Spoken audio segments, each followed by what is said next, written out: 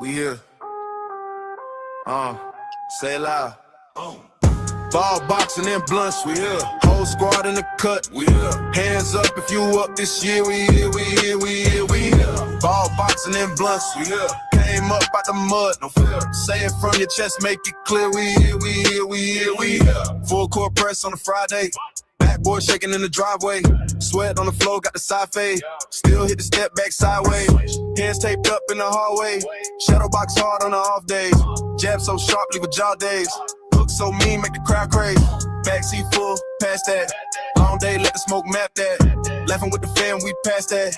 Broke old life like a bad habit. Numbers on the board when I clock in. Gloves hang up, then we clock in. Light one up for the losses. Two more up for the progress. Ball boxing and blunts, we here. Whole squad in the cut, we here. Hands up if you up this year, we here. We here, we here, we here. Ball boxing and blunts, we here. Came up out the mud, no fear. Say it from your chest, make it clear. We here, we here, we here, we here. Ball boxing and blunts, we here. Whole squad in the cut, we here. Hands up if you up this year. We here, we here, we here, we here. Ball boxing and blunts, we here. Came up out the mud, no fear. Say it from your chest, make it clear. We here, we here, we here, we here. Early in the morning, hit the park first. Net torn up, but the shot work. Crossover cold, make the ground hurt. Whole block, yeah, when the rim burst. Late night rounds in the basement. Mama upstairs, hit the pavement. Every little thud is a statement. Every little cut is a payment. Roll up, talk dreams when the smoke rise. Plotting out plays for the court side.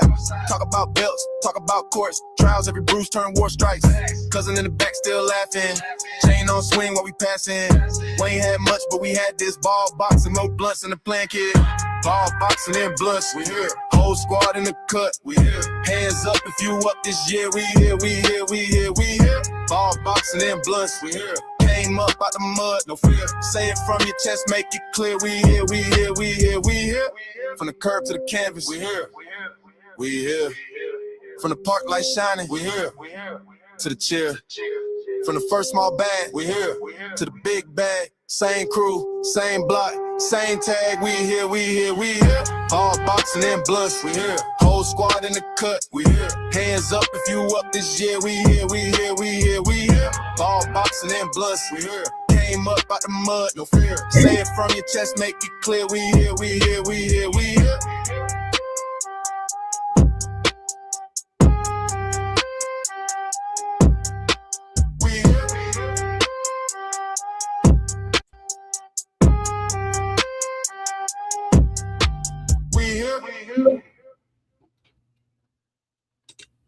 Yeah. Salute, man. Salute, man. Salute, man. Everybody pulling up. Salute in the building. Pretty much, whether you get it here or somewhere else in the next hour and a half, it's gonna be a whole lot of this damn Shakur shit. Be a whole lot of this Shakurian shit. It's gonna be a whole lot of this Shakur not. This is why I said a long time ago, Shakur need to shut the fuck up, right? Because boxers say one thing and do another. We've been, and everybody knows this shit. They say one thing and do another. But the shit that he doing is it's anyway, he knows what he wants. I haven't watched all the damn interviews and shit, right? But saying that he was on Stephen A. Smith and he want this and he want that. There's a I don't know the full details, right? And the shit sound far-fetched and far away, right? But if he did going back down to 135, Shock spinning 100 clips real quick.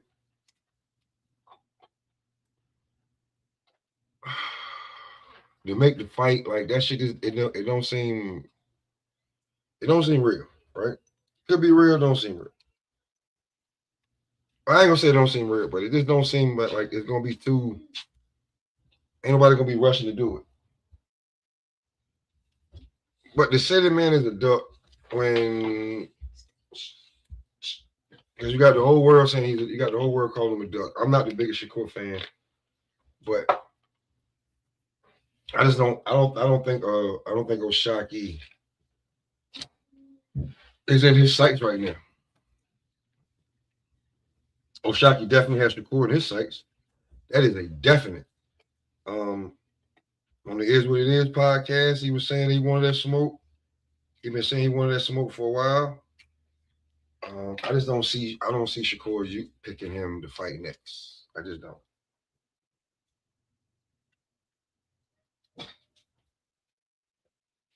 Number of reasons, but I just don't see him fighting Shaq next. I think ain't no thinking. He wants big money fights. He wants recognition. He wants to be a shot caller. So I just don't see him just making that fight happen. I really don't. Jesus Christ. What's this? Let me see.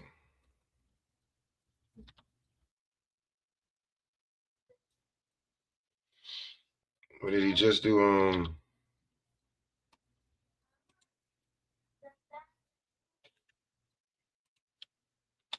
I don't know how long ago. I just seen this shit. What did he have Shakur Stevenson on? Stephen A. Smith just had him on.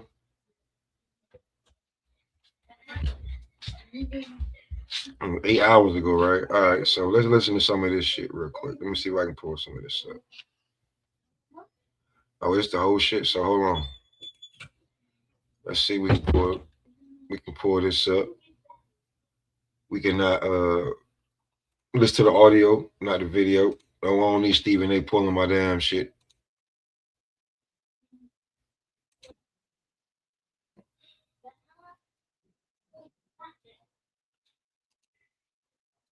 Yeah, I don't need Stephen A. pulling the shit. So let's see. We can just listen to what Shakur said. It'll be first time for me too. Exactly hearing this conversation.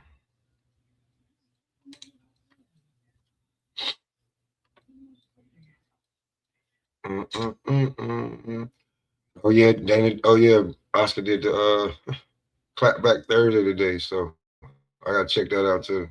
I'm not so, I'm sorry, unapologetic. I'm not trying to talk about him, unlike anyone else. But knowing y'all will probably make me. This is the Stephen A. Smith Show. Welcome to hour number 2 of the Stephen A. Smith Show, here with you over the airways of Sirius XM Mad Dog Sports Radio. 888 Mad Dog 6 is always the number to call up. That's 888-623-3646. Anybody that knows me knows I love my boxing. All right, I'm a fan of the sport. Anytime I get an opportunity to promote the sport, I'm going to take advantage of it. And I really, really appreciate when cats show up, particularly for big fights, and show their brilliance. I don't like choke artists. I don't like people who are leaving the moment arrives and then you can't find them, okay? I like cats that show you who they are. And my next guest is clearly one of those people, especially after what we just saw. He's a 4-division world champion with a 25-0 record, 11 KOs, known for his elite defensive prowess, exceptional ring IQ, and precise counterpunching. A 2016 Olympic silver medalist. He's regarded as one of boxing's premier artists. I'm glad to sit down with the one and only Shakur Stevenson. As my assistant Samantha say, Brick City stand-up. Am I supposed to say that to start this off? Shakur, am I supposed to say that? Yeah, you're supposed to say Brick that. City stand up. Brick City stand up. Congratulations, man. Congratulations. First of all, what did it mean to win this fight against Teofimo in the fashion that you won the fight? Honestly, it meant everything to me. I put my heart, my soul into my training camp. I worked extra hard to make sure on fight night I was well prepared. So I did everything that I was supposed to do, and it meant the world to me. Like, that was the biggest moment of my life, and I capitalized on the moment, and like you said, I stepped up, and that's who I am. Teofimo Lopez, how did that fight come about? Did you ask for it? I remember I saw your boy Terrence Crawford, who you know I got mad love for him. But I saw him basically clamoring for Teofimo to give you that shot or whatever. It was something that you wanted? Was it something that Teofimo was avoiding? How did it all come to be? I'm a true competitor. So I watched him in Times Square, New York, when he fought against Arnold Barboza under that Times Square card. Yep. I thought he was the best fighter on the card that night. And he looked good. He shined. And when I seen him, I'm like, oh, I like the way he fight. And I wanted to see how his style matched up with my style. And I asked the guys to higher up, can we make the fight happen? I will move up to his weight class. And we did that. And actually, me and Tio got on the phone before the fight, and we came together and we made it happen. So it wasn't one of those things where you had to spend years chasing him and he was avoiding you or anything like that? Nah, I think he had a lot of animosity on his hands for years from jealousy, but Right. nah, it wasn't like it was just we really wasn't even thinking about each other, but I got to the point where I wanted the best to fight the best, and I wanted to make the fight happen. Why would he be jealous of you? You said animosity and stuff like Yeah. that. Where'd that come from? What's good, Fi?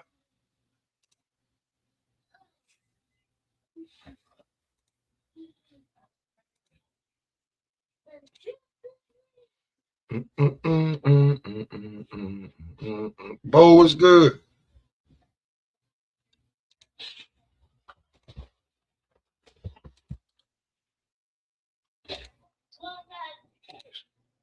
Hey, T, let me see where T at. Open this joint up. I want to know what people think about this topic at hand. Let me see what Five. Let me see once Five finish what you doing. Let me play this real quick. I think it came from the fact that I was getting paid more money than him when I was signed to the top rank, and I said it. I said, if you got an issue with me, come fight night. It's gonna be the time to solve your issue. I'm gonna be right there in front of you. I'm not gonna be running. I'm gonna be there, and you can get in the ring and do what you got to do. He actually thought you were going to run? You thought that he thought you were going to run? Everybody thought I was gonna run. Everybody before the fight. Oh, he better. What's good, Bo? You on mute? What's good, man? What's good with you? Same old man. Little boxing talk. Man. The shit from last night, now it's a topic. Is that what everybody was like arguing in the chat about? Yeah, Based it's a on topic Shakur now. Now it's a topic. It's a topic now that everybody, you know what I'm saying? I kind of like, we wanted to harp on it last night, but you see how that shit went. Then I just saw the group chat. Well, that shit was lit, bro. I said, God damn. I'm about 300 messages behind, man. and then we went to like today I was on another platform. I kind of hijacked the platform and kind of like was talking about this. Yeah. But it was close your door, Mello. But it was way better boxing conversation. You know what I'm saying? Everybody had a different take on it. But you know what I'm saying? It ain't go the way that my shit went. You know what I'm saying? My shit went left really, really quick. You know what I'm saying? Where I don't know if you saw the beginning of this shit, but like I may be getting a community strike if YouTube catch that shit, bro. For real. Damn. For real. That shit started out. If you see the first beginning of that shit. But now it's a thing now though, right? Yeah. With all of this, it's a whole lot that Shakur accept whatever kind of go back down. Oshaki pays the $120,000, and you get to fight. Y'all get to fight at 35. It's a lot. It's a lot, bro. So, but now it's a whole lot. You know what I'm saying? So, I don't see Shock as being like top on Shakur's to-do list. I just don't. I think it'll be a good fight, though. That's not the question. I just don't think it's gonna be on his to-do list right about now. Maybe in a year's time, but right about now, you got to capitalize. You can't let the momentum. You know what I'm saying? Right about now. I mean, I would personally, shit, if that's the fight to make, I'll make that fight. Especially if Shock talking about he'll go to 140. But he's saying he's going. It's 135. See. Oh yeah, I don't think Shakur going back down. That's what. Well, he ain't that big, so he could still go back down though. No, that's a lie, bro. That's a lie. He is not a little dude. That's why everybody be like, yo, stop the bullshit. He was not a little dude. People who've seen him before say he's not a little dude. He's not. They say he's built like a fucking a state championship high school running back. Well, remember when he showed me them pictures right before they fight, I was like, damn, motherfucker bulked up. Yeah, that's because he ain't got to cut that weight. Yeah. Mm-hmm. Yo, But I mean, I'm here, but dog. the way he talking like he can still make the weight. So was Boots, and then you see what happened when he actually had to be truthful. Right, man. Them boys in their prime, growing, man. That's why I was surprised that David and Shakur was down there at that weight that long in the 30s and 35s. I'm like, bro, y'all killing yourself. I get it, you know what I'm saying. Certain people want the glory division at 135 and stuff like that, but man, you can do it while you're young. See, now they getting pushing closer to 30 slowly. You know what I'm saying? They ain't gonna be able to drop down like they once was. They gonna kill themselves. That's how I look at it. They gonna kill themselves trying to do that. word. And I'll be Man. like, if it was, I bet you if you was like, yeah, I got 10 million for you to fight Shock, then yeah, we gonna try to make 35. Man, they gonna push it. They gonna push it. Joe gonna push it. But if it's But 10 I million, tell you what though, even though it might sound crazy, I think it'll be a legacy fight. Shot ain't a pushover. I don't think the fight can happen down the road. You know what I'm saying? And they have facts. They got a storyline too, bro. You know what I'm saying? Like they got a storyline. Build on that. You know what I'm saying? They go back for years from 126. You know what I'm saying? So like I mean, I wouldn't mind seeing it. Like I'm not tripping if he fights Shock. Just make it where it makes sense. You know what I'm saying? That's all I'm looking at. Make it where it makes sense. Where y'all both, you know what I'm saying, feel like y'all at y'all best. Because I want to see him beat. If you're going to beat him at his best. You know what I'm saying? Like, get your full credit. Because it's already, certain people already want to take credit for the opponent when you beat them and stuff. Like, I want them at their best. Personally. And I want to see Shakur and Gary Antoine. You already at 40. You know what I'm saying? That's who I want to see. Do that fight, man. Antoine want to save that shit for last. Damn, man. Like, that's a fire fight for me, dog. I mean, that'd be a good fight too, but a lot of these dudes, man, they know who's the real, who's the not. Because when they know. talk about I want to save them for last, then to them they like, shit, I ain't calm. I could be that's the final boss type of guy. I want to say you for the last stage and shit. Like, nah, man. Like, if it's right there, go ahead and get it. Yeah, word. Let's get this shit going right now. And that's all I want Shakur to do. Like, you know what I'm saying? Like, just keep cementing your legacy, man. Go get the good fights and good names that you can get right here in your division. Now, I'm for him if you're gonna get Devin, but let's just be logical about it. Do we really think it's gonna happen? Nah, not this year. You know what I'm saying? So it's like, go take over your division. You got a lot of solid names there. You know what I'm saying? And that'll keep boosting your profile. And you're gonna keep getting paid doing it. So I'm like, bro, you got a nice little division right here with a bunch of fights. You can just line them up and just knock them down. Maria, salute. You got then Dome. Say you go fight Devin. Now you done boosted yourself up. Possibly got some more belts. You know what I'm saying? And I think that's how I'm looking at it. Dome Smith fight is a decent size fight. He can get about 7-8 men for fighting Dome Smith. Because Dome Smith just beat the boogeyman. He got his own little momentum going right about now. Man, I'm gonna put it like this, man. You can bluff that kind of band bullshit, all of that. Man, none of these dudes trying to fight Shakur, man. They ain't trying to fight him because you can't duck at 40 though. At 40, like with that, that's when.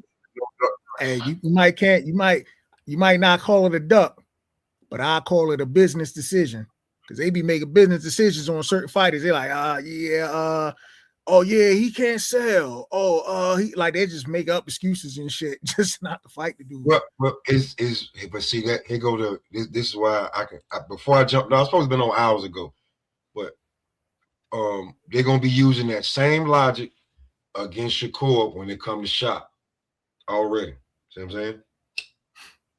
That if he don't go back to 35, take this fight, that he's ducking. Because everything. That's why I be like Shakur need to watch what he says sometimes.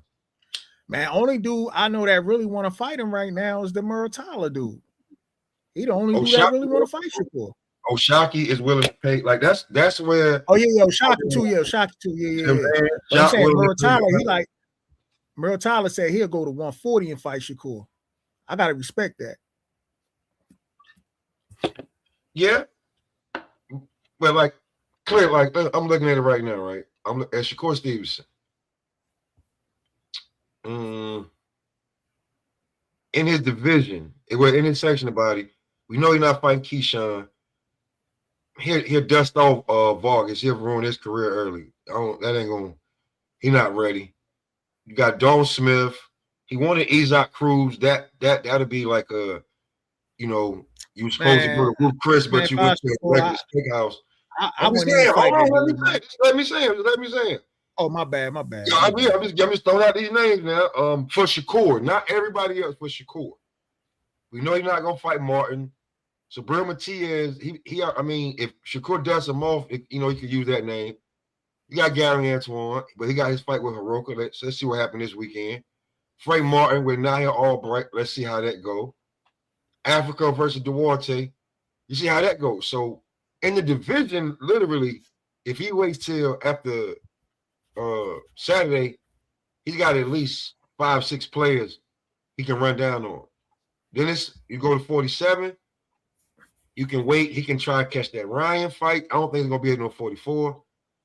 You can push for you. I mean, you say Keyshawn going up there. So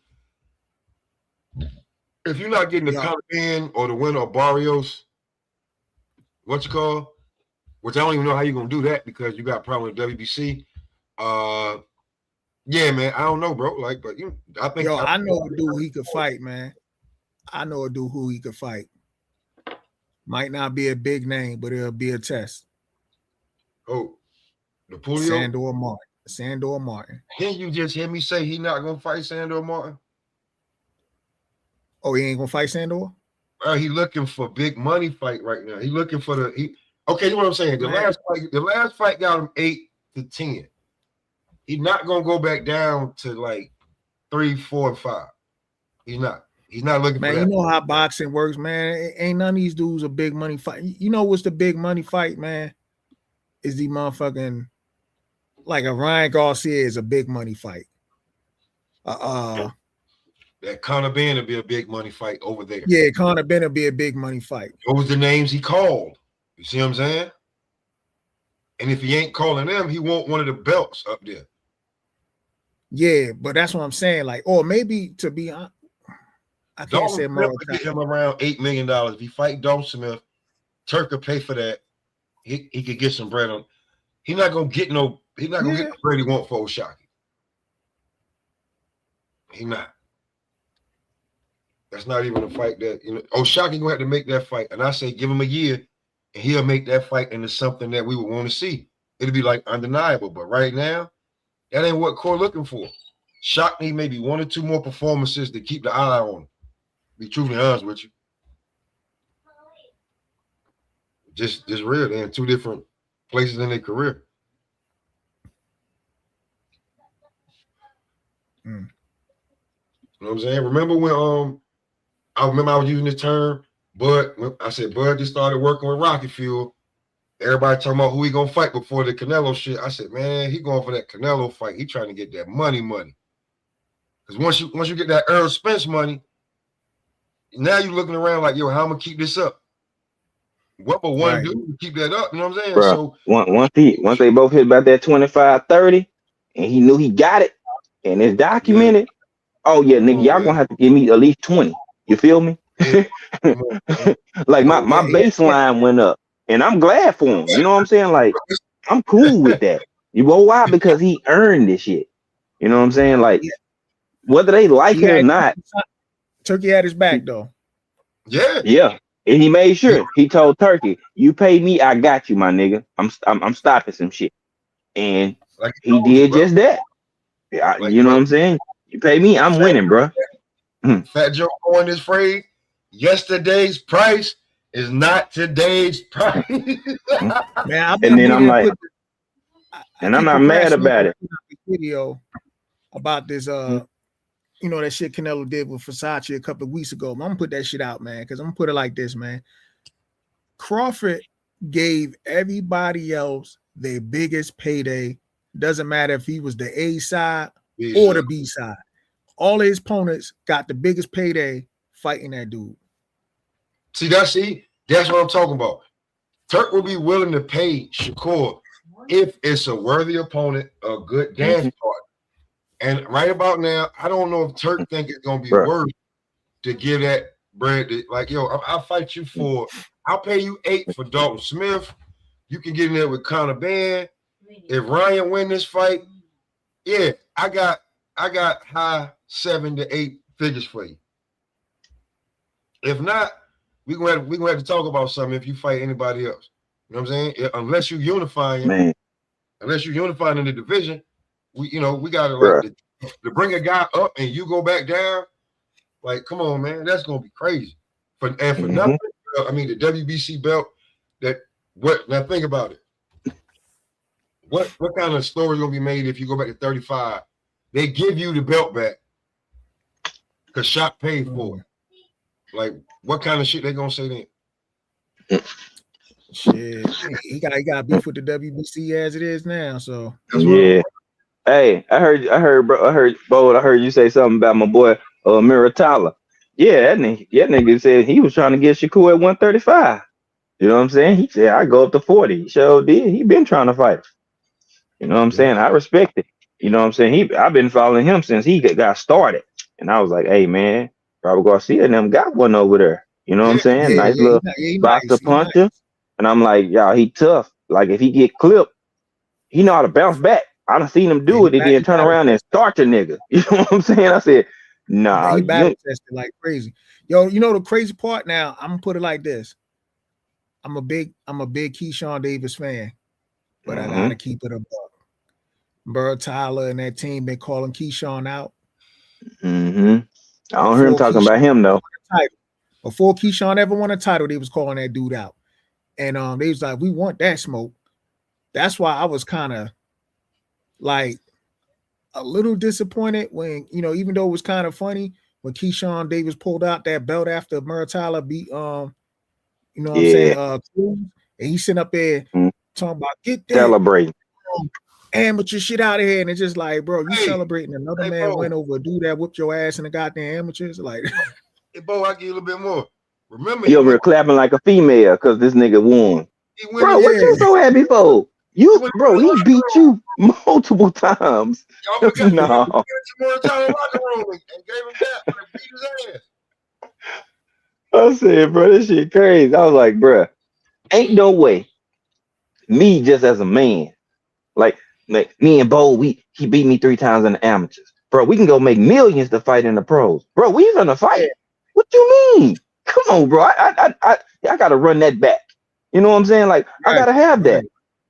Like, and I can go make millions off of it. Come on, bro. Hell no.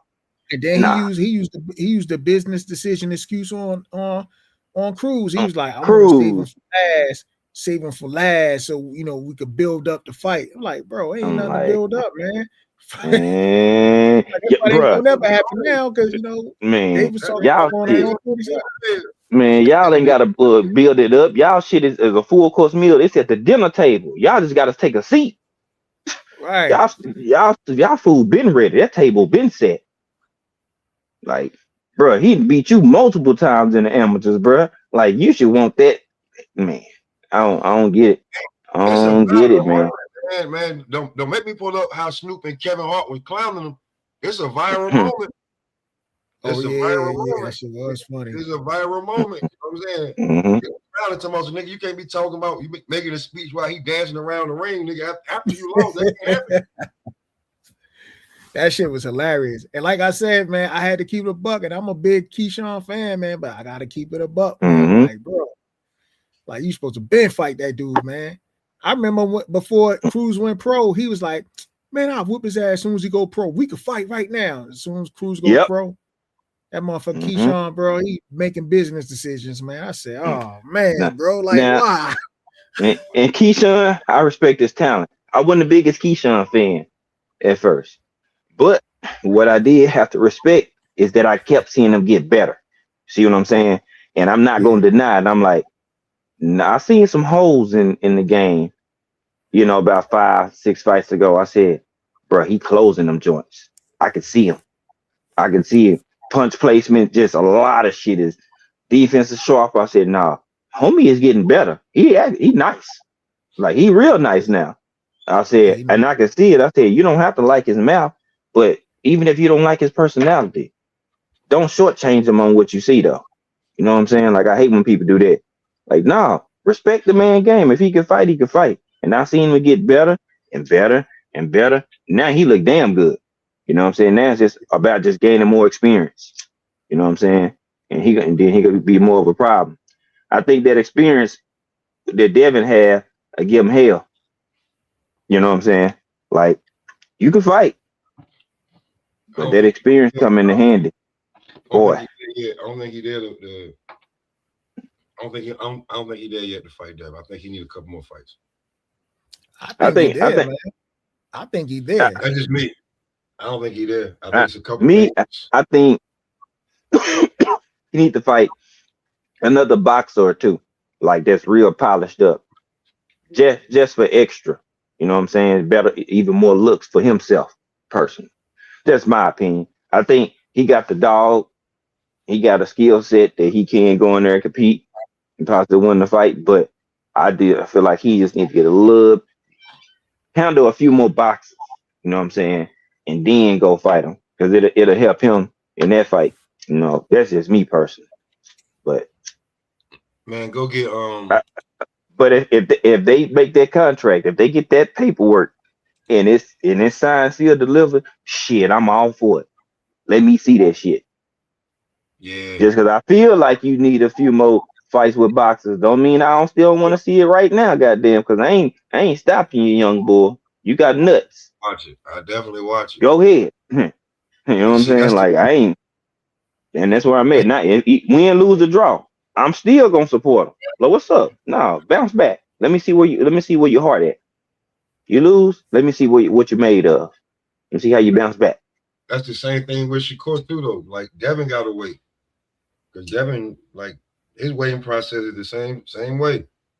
Ain't no need to rush. I don't think them two ever gonna fight though. I'm not talking about them fighting each other. I'm talking about, like, Dev don't need to be rushing for no fight. He don't need to sign the first thing that come across his damn desk. He don't. You could possibly get his Xander fight. You could possibly get the Ryan fight or Barrio. You could, I'm saying, you could end up with you could get the Keyshawn, Lewis Crocker. Like, Dev got some options, to be truly honest. Man, from a boxing standpoint, like, it's gonna be hard to beat Dev or Shakur. I ain't gonna lie. You're gonna have to bring both lunch pails, both hard hats. It's gonna be hard to beat them dudes. And now they're getting more and more comfortable. I say, oh yeah. Next fight Shakur have at 140, he gonna be real comfortable. Real comfortable. And then the next fight, if he stay right there, he gonna be even more comfortable. Like, that's the shit that fighter with skill and he comfortable at the weight. That's dangerous. It's dangerous. It's dangerous. Talk about fighting Earl Spence, man. This nigga Dad don't give a damn. That's where the money at. That's where the money at, man. Hey, Five. I know it's right? And Bo, I'm telling you, these dudes have entered prize fighting round, man, where they'll fight you, but what's the, you know what I'm saying? What's the number? Like, they ain't like before, they'd be like, what? Motherfucker, I'll fight you for the pencil right here. But now, come on, man. There's too many business decisions going on. Yeah, man. Everybody gonna be making and I'm just like, hey, you know what I'm saying? I have everybody's not Bud Crawford, brother. You see what I'm saying? Yeah, y'all don't have that elite level of timing and where you done studied the fighter and you know what's going on. Then whatever he got going on, that nigga Bud is like, oh yeah. And Bud said after fight, he's like, man, someone right, but and Bo Mac did too. Like, something was off with EJ, but shit, he hopped in that ring. We gonna whoop that ass. You know what I'm saying? I'm like, that's how I feel. Shit, nigga, you hopped in that ring. Shit, bro, you ain't getting no excuses. But everybody's not Terrence. No. I'm like, Terrence the only person that can do that like that. Y'all can't do that to him. I said he's different. He was one of them ones. Yeah, people might not want to say it, but he's a motherfucker. He is. So I'm like, y'all, just because Bud did it, Bud said it too. Like, hey, everybody can't do what I did to Earl. Just because I did it don't mean y'all gonna be able to do it. And I'm like, he telling y'all what he know. I think y'all might want to listen to him. I want to listen to him. You know what I'm saying? He know what he talking about. He's like, I was the only one that was gonna do that. I'm like, shit.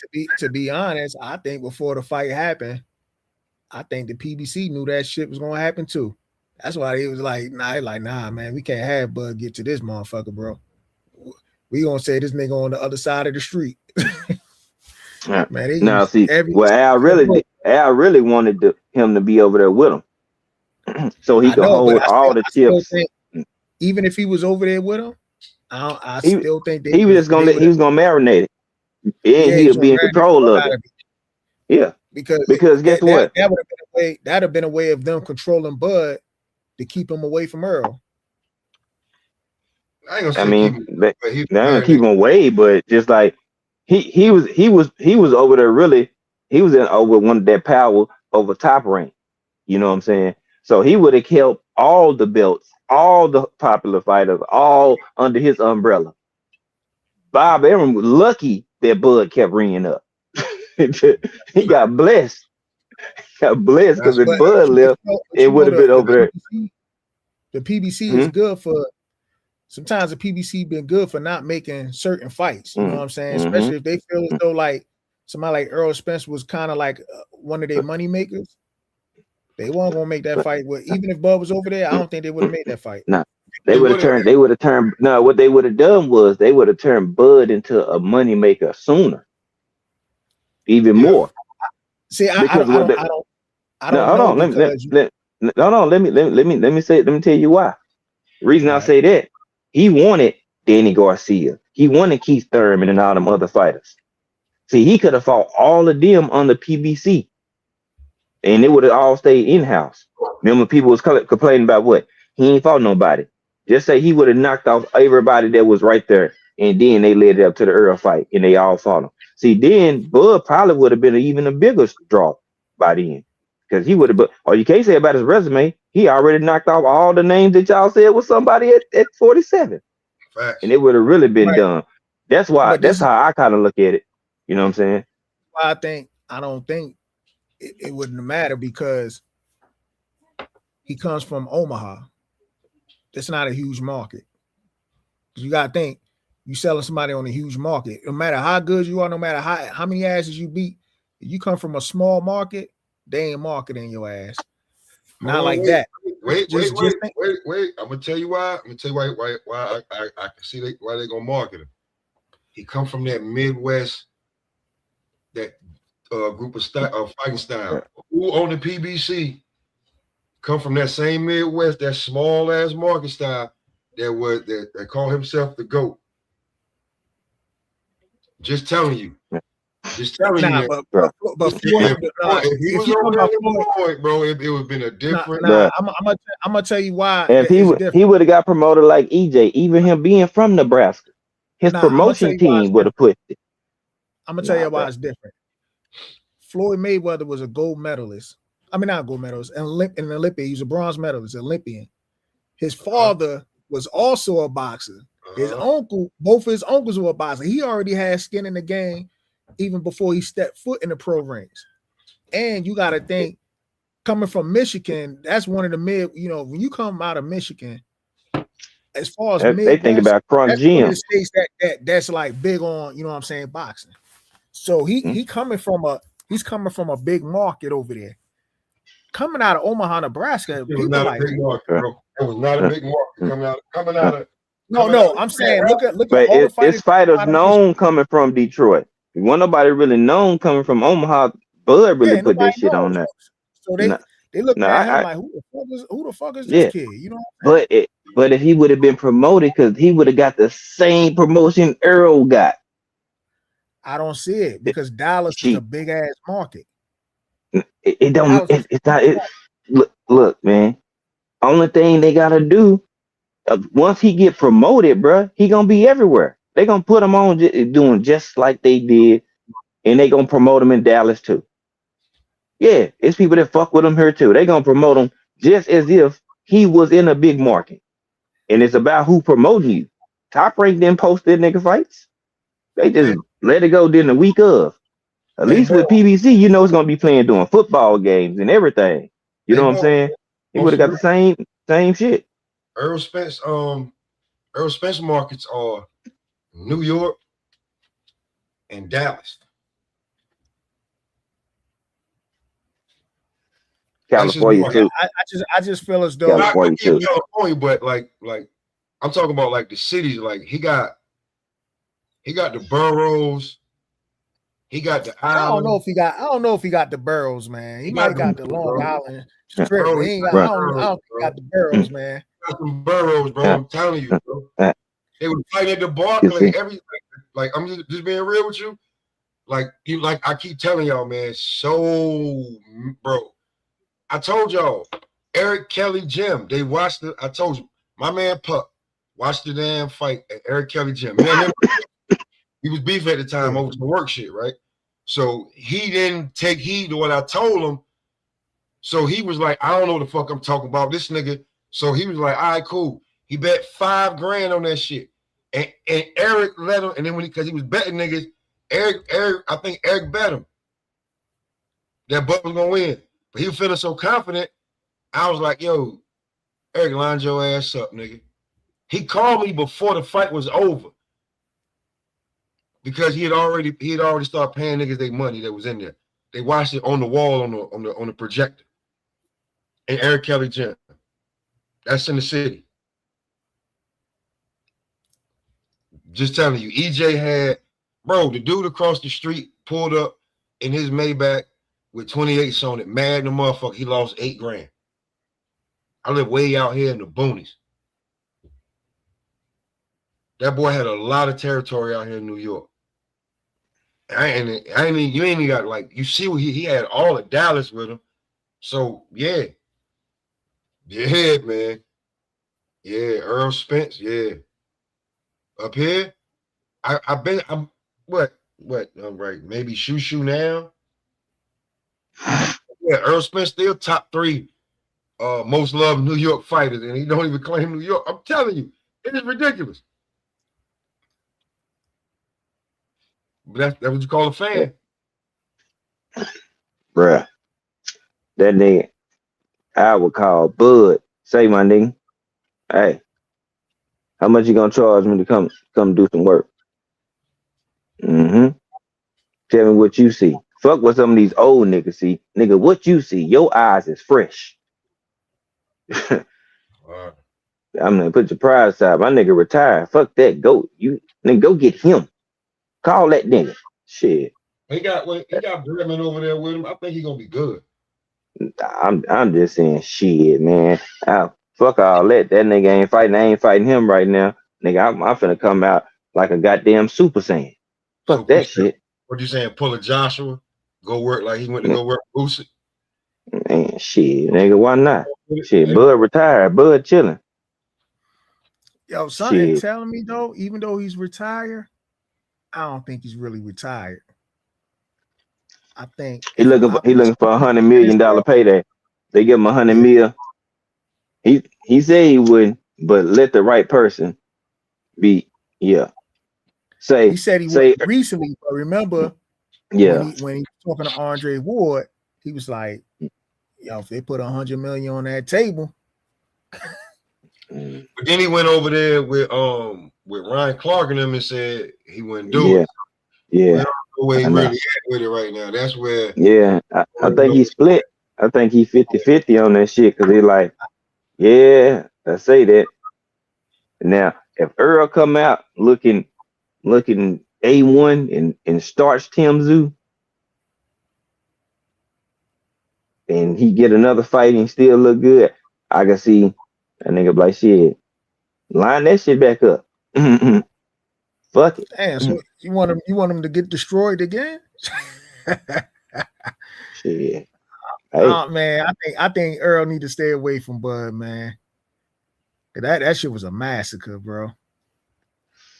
Now I'm gonna say this, right? This is what I'm gonna say, right? If you're Earl, if you're completely healed, right? If you're completely healed, I can see you wanting your get back. If you're completely healed. That's if you're completely healed. Man. Look. To be honest, I feel bad for Earl. And the only reason why this is the thing. It's because if he's gonna want to remember all the excuses they made up after he got his ass destroyed. Do you really think the Earl Spence fans are really gonna ride with that rematch? I don't see that. You don't care about that. That's the difference between Earl Spence and them dudes that are no longer on damn YouTube anymore. That's the difference between them. Just the real. But he was letting them YouTube dudes hype them up though. He wasn't saying nothing to them, bro. Like when you think about it, all them YouTube, let them niggas talk. He let them talk. He never Earl gave who interview. He gave what? He gave Elliot interview and his damn wife. That's where the interviews came from.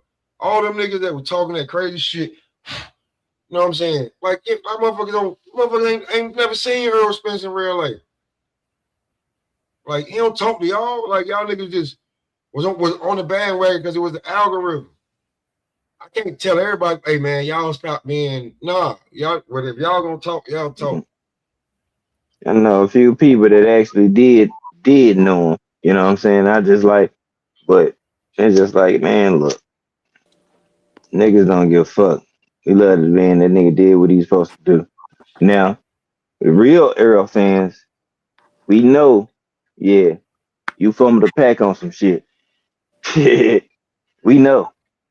Ohio run by was good, bro. Was good, man. Tap in for a second with y'all guys, man. But what's poppin'? Mark is my boy. What's good? What's going on, Pimp? Chilling, man. Just have fun with three midgets. You know how I get down. Mm-hmm. You know what I'm saying? Ohio runs the bedroom. They know it. They can pop the truck and three of them. Three of them. Three of them. One bite me on the ear, you know. You know what I'm saying? Other two, yeah. Let's just say they busy. You know what I'm saying? They busy. They active right now. They activated. You know what I'm saying? One of them gonna be the mandatory. You feel what I'm saying? I'm gonna show them I'm pound for pound. You feel me? Nah, I'm just chilling though, man. I'm chilling. I ain't doing anything, man. I'm chilling, bro. I'm chilling. What y'all talking about though, man? I just tapped in. Well, a little bit of everything. Like right about now, if you look around, everybody just started their lives up. I jumped on probably 30, 45 minutes before everybody keep talking. Everybody content gonna be on this Shakur shit about the Oshaki shit. What he said? Huh? What was said? I'm lost. All right. So allegedly, apparently, Oshaki is willing to pay the $120,000 for Shakur to keep his belt if he give him the fight at 35. But is Shakur going back to 35? This is after you strip him. I don't man. First of all, I ain't about to pay nobody sanction fees. That's first and foremost. I'm gonna tell you that right now, dude, because that would be a good look. That's not a good look. You paying somebody sanction fee and then he kick your ass on top of that. Man, bro, that's a double whammy. That was the decision in boxing history, bro.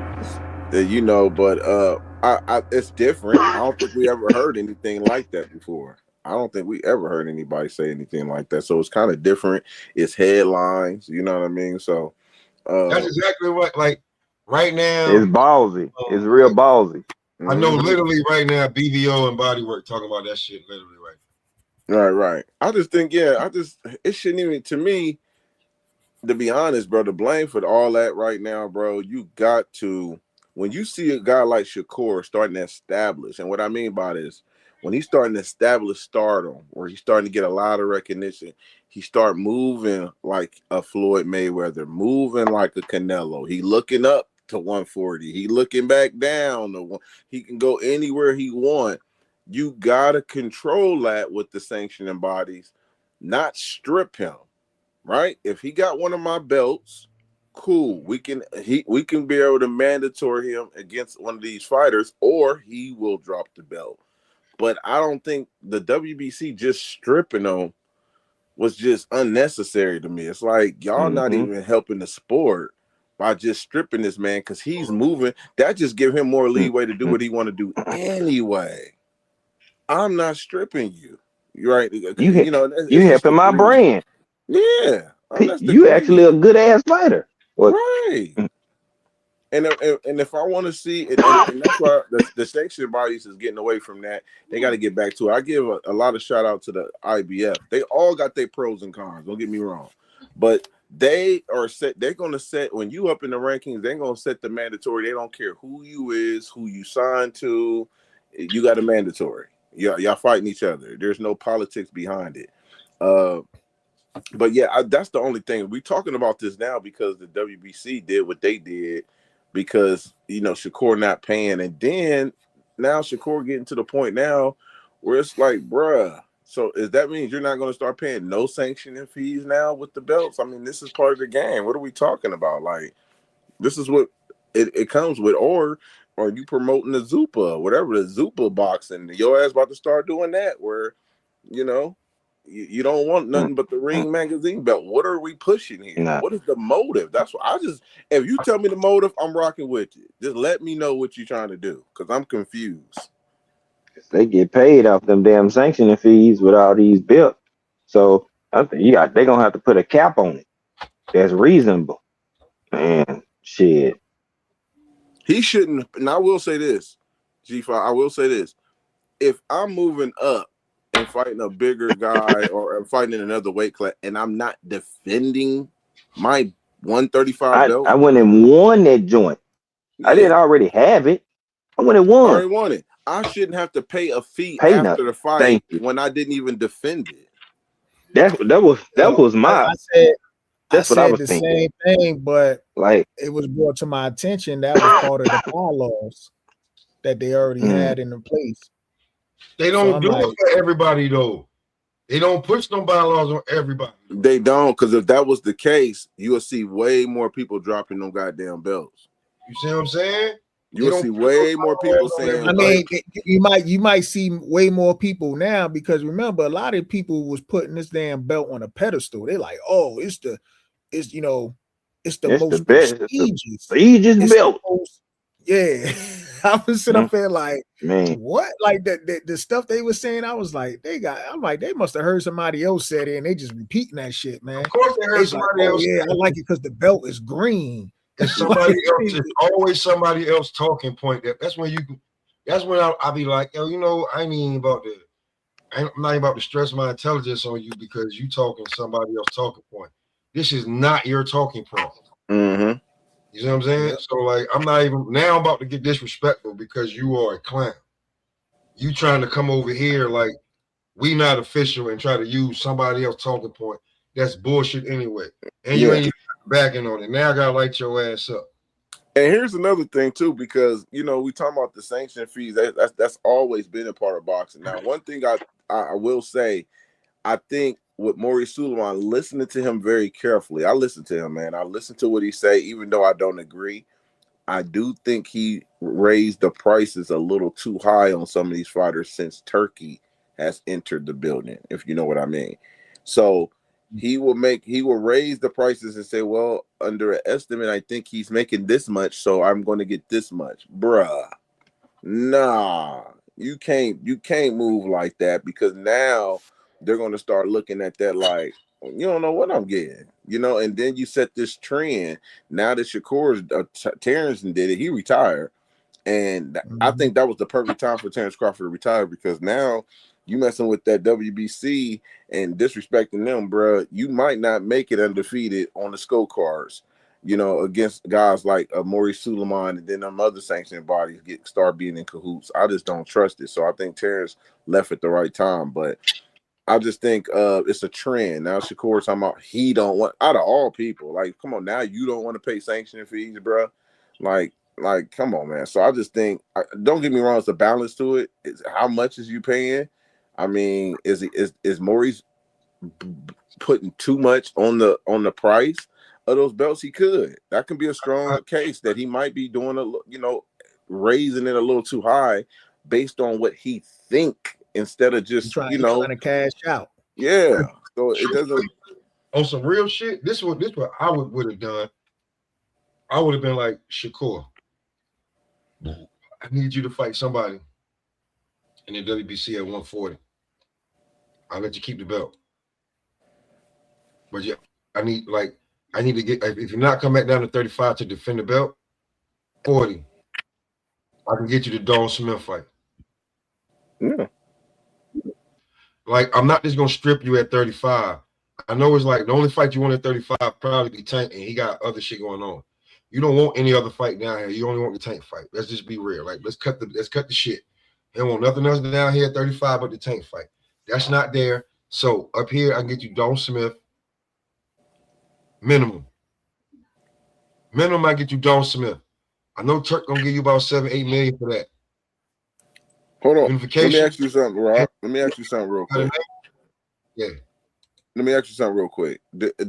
What was the sanctioning fees that Shakur said it was too high that he didn't want? What was the price on that? Y'all remember? It was I think like 100,000. It was 120,000. Okay, let's cut half of that to not defend the belt. Not defend the belt. I would have cut it in half. I would have cut it in 50. I would have negotiated with him. Say, okay, 50. 50K would have been cool based on I got 17 other divisions and other guys are paying. That you gotta be able to stop having this greed and meet somebody in the middle, especially when you start to see fighters give pushback. Maurice got to have some pride to himself too, bro. Like, hey, people are starting, when you get to this status, I've always said this, when you get to the Shakur where he's at now, where he's starting to say, I'm picking and choosing, he ain't caring about those belts like that. He's starting to get to that mode now where he be like, sure, I need the belts for. That's a fact.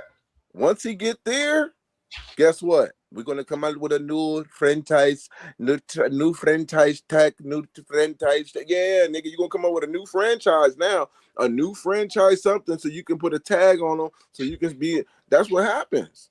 That's exactly what happens. You got to maneuver now because your greed. So I don't want to put it all on Shakur, but he got to be able to meet that guy in the middle because at the same time, what if he doesn't? I guarantee you. I'm gonna tell you another fighter who will start doing that. Hitchens to start. Oh, I ain't about to pay. I ain't about to fight so and so. Hitchens already dug in fights that he don't even want right now. You're talking about the money got to be right. This and nah, bruh. I'm from Ohio, bro. When Adrian Broner was on top, he never mentioned other people's purses and what they have making and what Broner fought everybody. So we got to cut that BS out right now, bro. He was at the top selling arenas out and he still was fighting everybody. He never brought up what they were doing, how much they were selling. Broner fought him. So for Hitchison to start talking like that, I could see him playing the sanctioning fee game too. Mark my words. We talking about it now, but don't be surprised if Hitchison talking about, oh, I ain't paid the sanction fees, I ain't paying that, and then get stripped on purpose as a strategy to duck somebody. I don't think he could. I don't think Hitchens could afford to be trying to play politics with the sanctioning bodies. He don't really sell. You know what I'm saying? No, you're right. He the type of dude. He need to let that belt build his ass up. And then he got the turn off button on him, bro. Niggas, he got like niggas people from black to green don't like him, bro. It ain't no race thing. A lot of people don't like Africa. I like Hitchens. I just don't. Yeah, I like him as a he's fan. Not you know what I'm confident saying? in himself, bro. That's my problem with him. I want him. I don't like him saying certain things he say publicly. As you know, if he had a PR team, you don't tell people you don't think you ready for Matias. I thought he would have beat Matias, bro. You know, I thought he would have beat him. Man. The way he looked against Lemos, I can see why he probably had a little doubt.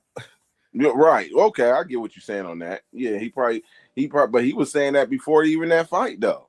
See, you got to if you followed him, bro. He has so much energy for Montana before he was even stepped. That boy wanted Montana head on the plate. He has certain energy for guys he think he can beat, and when guys he feel like is a threat, it's like, oh, okay, hold on, man. They gotta make that business decision. Yeah, it's like he makes it too obvious, and I think he's too talented. That's why certain fights I probably won't pick him because of his mentality. Once I start seeing that come together on top of him, if he's still winning, then I'm like, okay, we got a complete fighter. But I think he doubts himself a little bit too much. Mm-hmm. A lot. It ain't even a little bit, and it ain't even hard to see.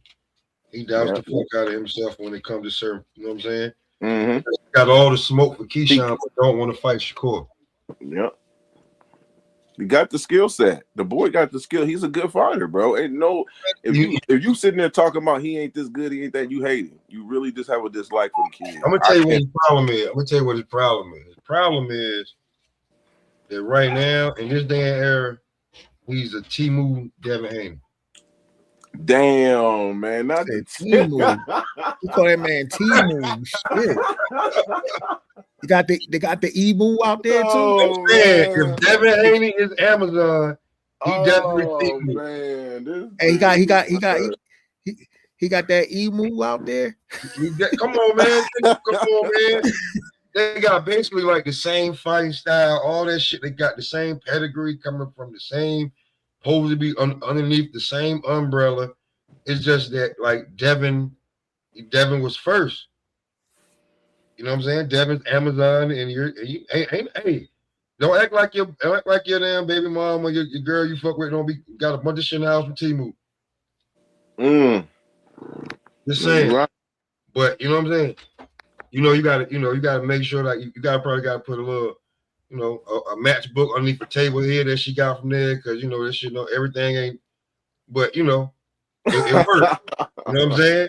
It's just Amazon, and he trying to get Timu to Amazon level. You know what I'm saying? He trying to blow it up, but he pick and choose sometimes. I think like Africa, this Oscar Duarte fight, I'm gonna be real with you. You need a stoppage if you want people to start looking at you. Because here's the thing. People are tired of 12-round bouts. We're getting way too many of those. I'll be real with you. When all you guys are talking this crazy shit. I'm gonna. And then we go in there and see, man, if you would have told me this, I'd have been prepared for this. Now I'm falling asleep with popcorn falling all in. Falling asleep, damn. You know what I'm saying? Yo, like, I ain't gonna lie, man. I fuck with the 12 rounds fights, man. I fuck with it. I mean, but I can see the other side too. Like on the card, you do not need every fight 12 rounds. No, I agree. You're right. You need balance. You definitely need balance, because I'm with you. Right, I'm with you on that. I'm with you. I think I love I like Sweet Science too. Don't get me wrong, but me being on the other side of the promoter, move. Yeah, listen, the promoter side of the game, man. Go ahead, bro. My bad. Like that ass whooping Shakur did to T.O. I enjoyed every bit of that shit. Now, that was a master class. This is what I'm gonna tell you, right? If you at the fight, or if if it's a big fight, you pull up big screens to your homie crib, some shit like that, and y'all getting fat and drinking. Let's just be real with what you're doing. I'm gonna fall asleep if I see 3 12-round fights. I'm gonna fall asleep, bro. Matter of fact, when you be like, people like, bro, like, I'm like, come on, man, it's an event. I think it's the average though, Rob. You got to look at it from like the hardcores. We'll watch it. We know what we watching. It's the casuals that watch boxing, but not all the boxing. Like, man, I'm trying to get you get what I'm saying? Y'all niggas better listen. Like, you know what I'm saying? That's why everybody love Tank, because the adrenaline it's like falling in love with the home runs instead of the RBIs. That's a great one. You want to know why? Because the home runs got me home early enough to get some. Them RBIs got me. I'm going to sleep, babe. Hey, Rock. Now I will say this. Now that comes. Now we got to take accountability. That falls on us, right? Because for when I first heard Tio and Shakur was announced, I was one of the only ones saying, I ain't gonna say only one of the only ones. There was a lot of people that were saying it was gonna be a boxing clinic. Okay, there was a lot of people saying that. I was one of them, but I had it 60-40. I had it 60-40 because of the accolades, Tio. But I just thought Shakur was going to outbox him and look good. Now Tio had some explosives and he had some athleticism too that I felt like he could display, you know, but it didn't turn out. But I didn't go to that fight. See, I didn't go to the fight. I went and watched that somewhere else. That wasn't a fight that before, oh, let me go. I would have been pissed because the fight is going the way I expected it to go. I'm enjoying it as a hardcore, but at the same time, would I pay to go see that? No, I wouldn't pay that unless I really, really hate Tio. If I got a real passionate hate against that guy, I want to see him get cooked, and he just said a lot of racist shit in that build. That's different. Cool. You know what I mean? I definitely want to see him lose every round. But watching that and then having other people come with you, like having a fight party, a lot of people gonna stop coming to your fight parties if that's the first one you invited them to. You get what I'm saying? Because now they don't. A lot of them people don't understand the sweet science of what's going on. Now, if you go to Tank, a Mike Tyson, you know, Julian Jackson, those type of fights, we know what we're getting when we go to those. You see what I'm saying? So that's the difference. I think I don't want to hold Shakur, Hitchens to a higher standard when I've already seen who they are. Now, if they can step it up and start getting knockouts, yeah, that would be great, but I know who they is. So why the fuck would I travel across, go to Saudi Arabia for Shakur and Hitchens when I know nobody ain't getting dropped in that motherfucker or no real punishment going to be displayed? That's something I can enjoy at home. That's just my knowledge of it. Nah, you're right. Damn. See, that's what I'm talking about, man. Like, bro, come on, man. If you sipping on Hennessy and all, man, and it's a whole lot of damn standing around getting set and all that. And got your damn girl over there, and she, man, listen, bro. Hey, listen, y'all. I'm gonna catch up on this later. I'm about to get up out of here. And but here's the thing: you want them to enjoy it too, man. When you have a fight, I always ask this question. This is why I ask people questions. If you want to invite somebody to watch boxing for the first time, what fight would you introduce them to if you wanted to capture them to becoming boxing fans? I think this is a great question. Wifey fight was Floyd Mayweather, Miguel Cotto. Okay. So I brought in on something, you know what I'm saying? Because she was like, why you always going to Talk's house? Then she saw it. We watched the environment, and then when it popped off, you know what I'm saying? You know, we had our spot right there, and we was like sitting right, you know, because we had it down there in the basement. No, but truthfully honest with you, this is how I know like fighters are different from Floyd Mayweather.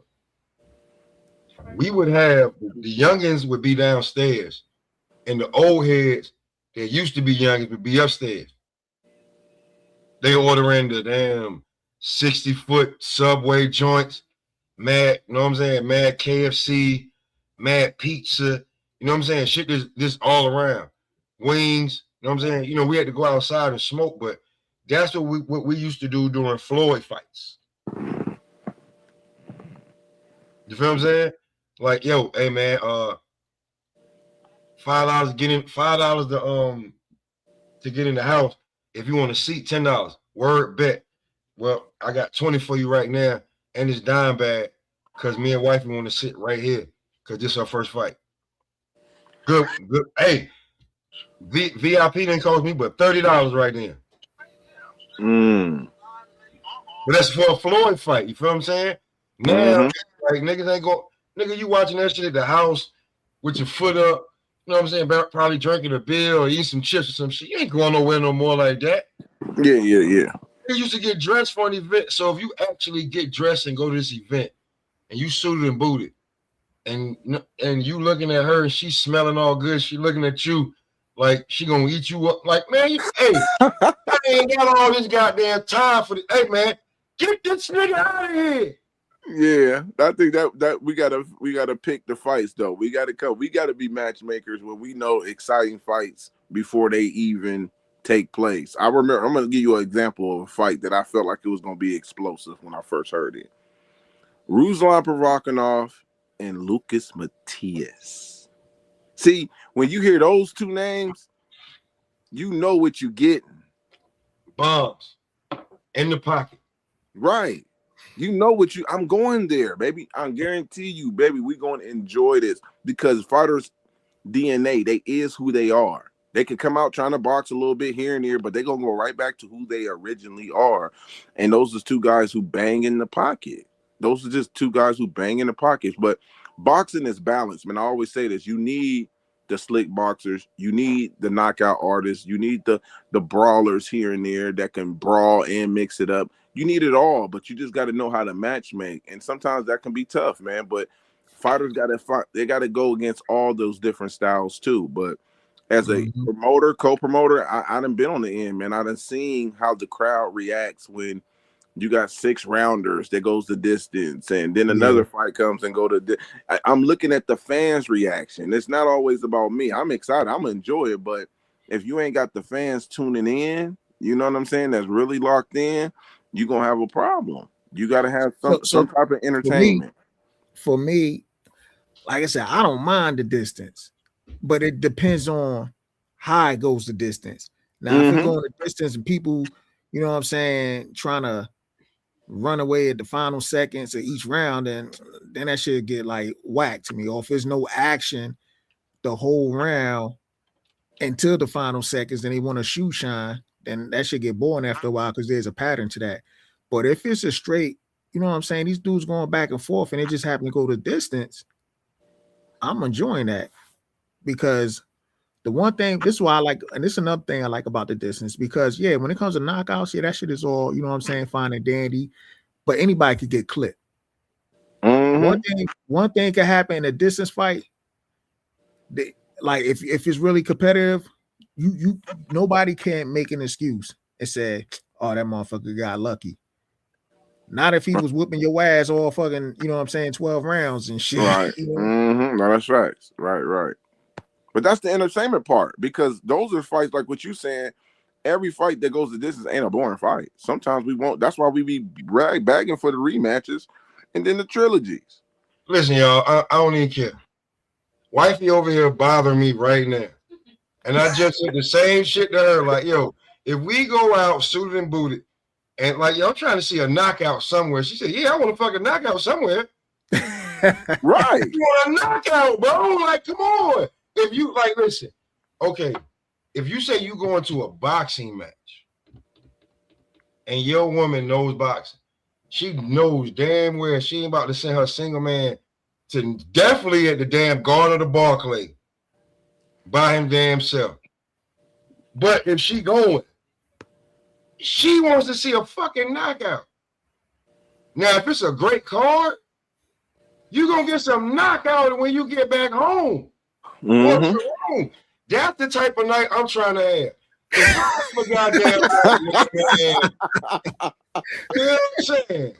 If I have a night where I wake up in the damn morning like, oh, man, shit, it ain't the same. No. Everything was planned for last night, early morning. No, this is not 7 and 8:30 morning. No. It's not the same no more. No. I hear you. No, I hear you. Knockout from somebody. Somebody give me a knockout, man. I'm with you. Long as you, hey Rob, long as you call and make sure. I'm not taking up for you. You talking about, yeah, man, I went to the main event. It was Paul Malignaggi and Chris Algieri, man. Nobody knocked each other out. Nigga, I look, you owe yourself. Don't that's on you, dog. That's on you. Don't tell me. I went to the fight. Me and my girl was, nigga, it's Paul Malignaggi against Chris Algieri, man. Sit your ass down. No, like if it was if it's Paul Malignaggi versus Earl Spencer, Bud Crawford, then I'm expecting what I'm expecting. Absolutely. As a matter of fact, I drove 9 hours. I actually drove 9 hours to New York. That was the first time I ever CAB? drove to New York. I drove. Nope, it wasn't AB. My first time ever in New York was 2014.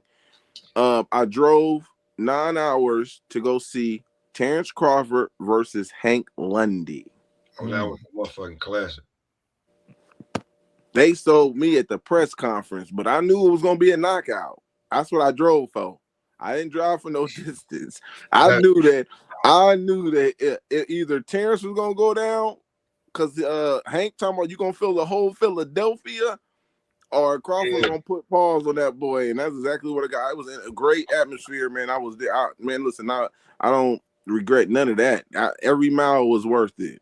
But the only thing wasn't worth it was that New York parking. Y'all parking down there is crazy with the prices, bro. That shit trash, bro. Sorry, man, shit. It's bad enough you can't find parking, and then when you find parking, then they charge your arm and a leg. It's crazy. It's like $80. Yeah, then let's say, like, if you park and you want to run in and run out the store real quick, motherfucking God. No. Already putting a ticket on your damn car and shit. Dang. Ohio, this is what you gotta do. This is what you gotta do. You gotta get your room on the island, right? Preferably somewhere nice in Nassau. Then what you do is you drive to the nearest train station. You park your car there. As long as you are as long as you bought a ticket and got on the train, your car ain't nothing gonna happen to your car. You're gonna be gone max 5-6 hours. By the time you get back to your car, you drive your car back to your hotel. Now you done save $80 in parking, probably $100 $120 on the room. You know what I'm saying? And when you and you don't even want to talk about the food. The food is totally different once you cross the bridge. Welcome to New York City. Welcome to New York City. Yeah, like if you finna go somewhere and you gotta go to Manhattan, and you're like, oh man, I ain't get no cigarettes. You fuck, because your cigarettes, if they $12, $14, $15, wherever you at, they $18, $22, $25 in the city, especially the train station. So you better get your shit before you damn cross that bridge. You got to buy some Lucy's, son. Word them up. Word them up. And hey, Bo, that's like, listen, unless you like got yourself on a routine like me, man, them Lucy's $1.25 now.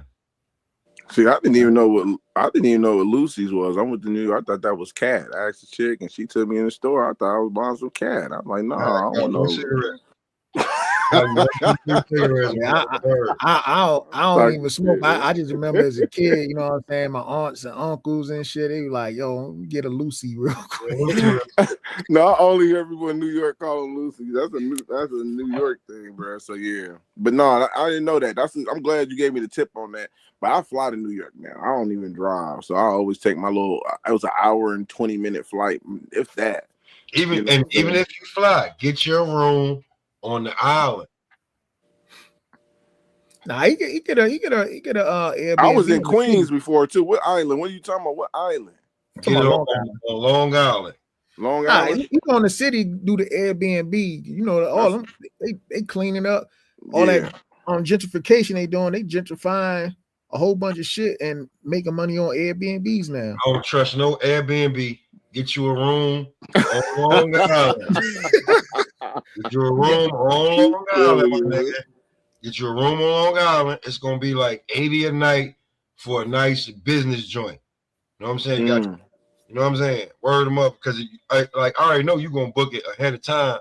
So what would be a $120 a night, you probably gonna get for $75, $80 a night. Boom.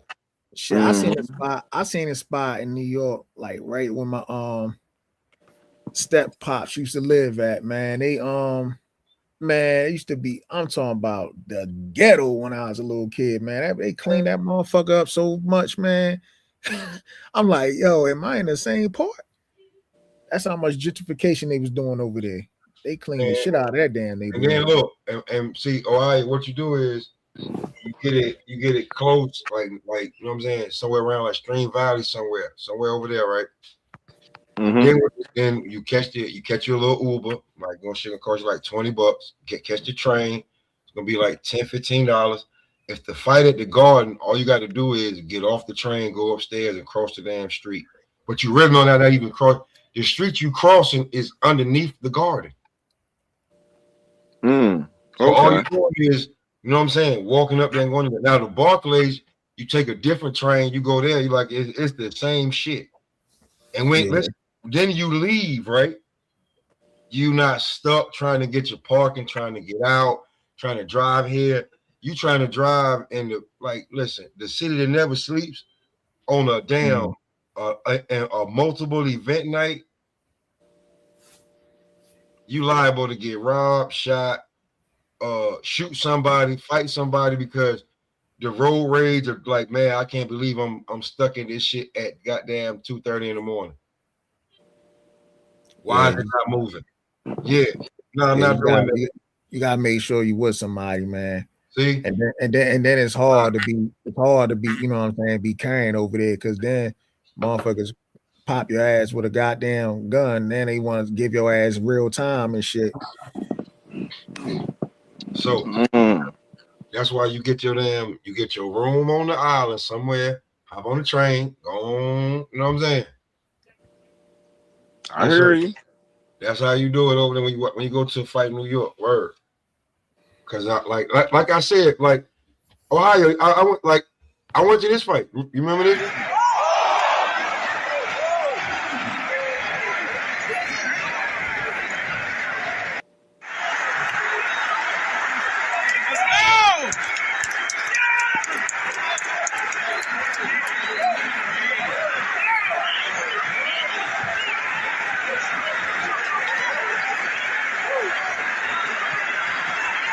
Now this was worth the wait. He might be done. He don't want to fight no fucking more. Yo, get him out of here.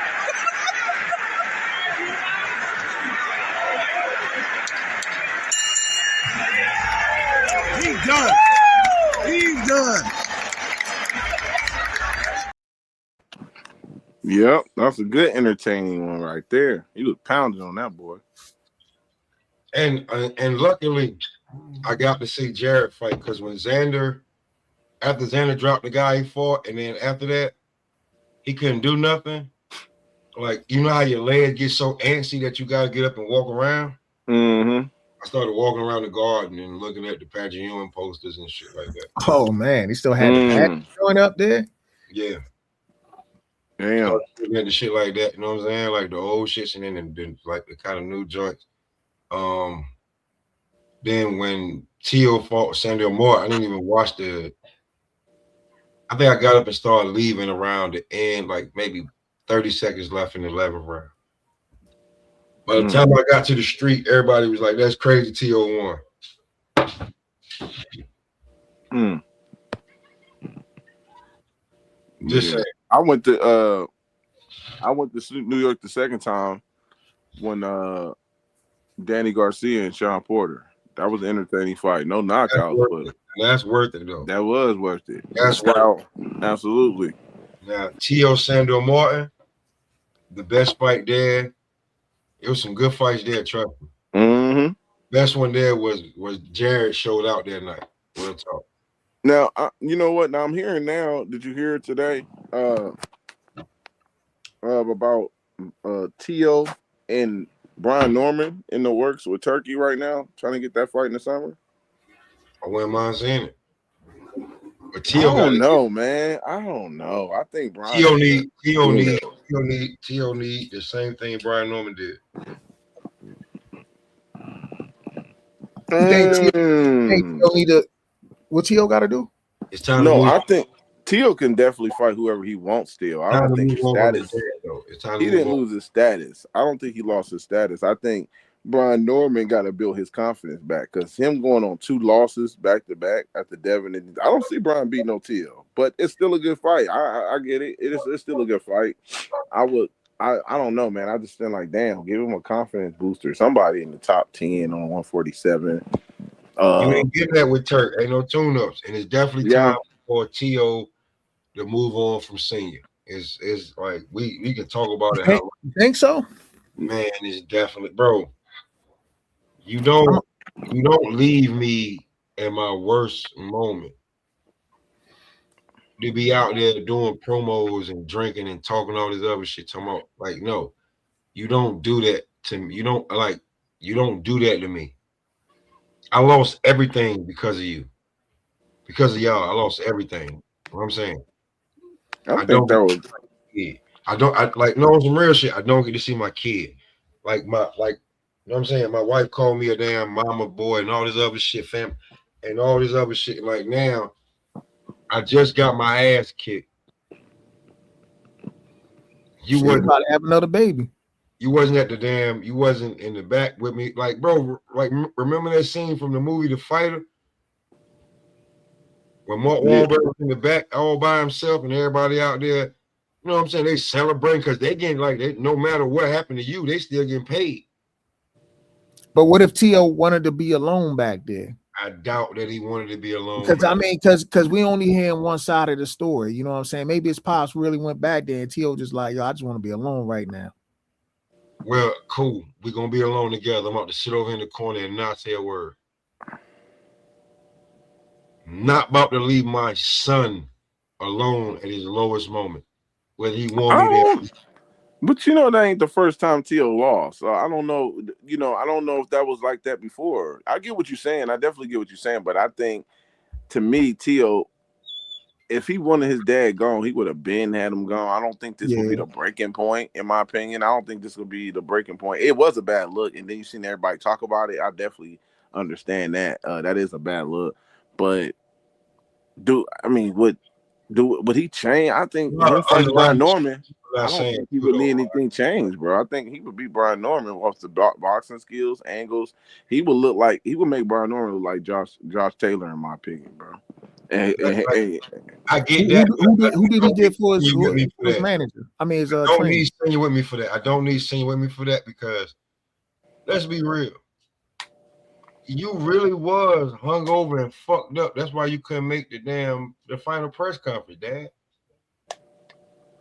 I mean, but nah, hold on, wait, no, ain't no wait, but yo, bro, having a hangover when you supposed to be making a final press, like, bro, we professionals now. This ain't no nigga shit we doing. Right. This is top tier shit. Both of these kids got like $8 to $10 million a pop. You can't be just drunk and fucking hungover. You can't wait. And you know what? And I think what you're saying is that's the problem I have with a lot of people, not just T.O.'s father. They're so talented, they get comfortable with the shortcuts. Like, they do certain things outside the ring that they shouldn't be doing, but they winning. So, hey, bro, it is what it is. Don't, if it's working, if it ain't broke, don't fix it. That type of mindset is kind of messed up because I've seen it. I remember Mike Tyson was going on a rampage where he was knocking out motherfuckers and still doing cocaine, and then the moment he lose with Buster Douglas, niggas want to bring up, well, he was partying a lot, he wasn't dedicated, he was knocking out niggas when he was still doing the same thing. Yo, I remember when fucking Pernell Whitaker was schooling motherfuckers and he was still on drugs. He ain't give a fuck, bro. Yeah, so I think they talented was short, but I agree with Rob. I think sometimes it comes to a halt where you look at everything and be like, okay, it's time to make some changes. It's time to, make some new, because he can still win with his pops. I still think he can win with his pops. Yeah. But sometimes you got to go away and change your identity, especially if you're trying to change. But here's the thing we ain't touching on. What if T.O. is exactly like his father? That's why he don't see nothing wrong with it. But this is what I want to say too, man.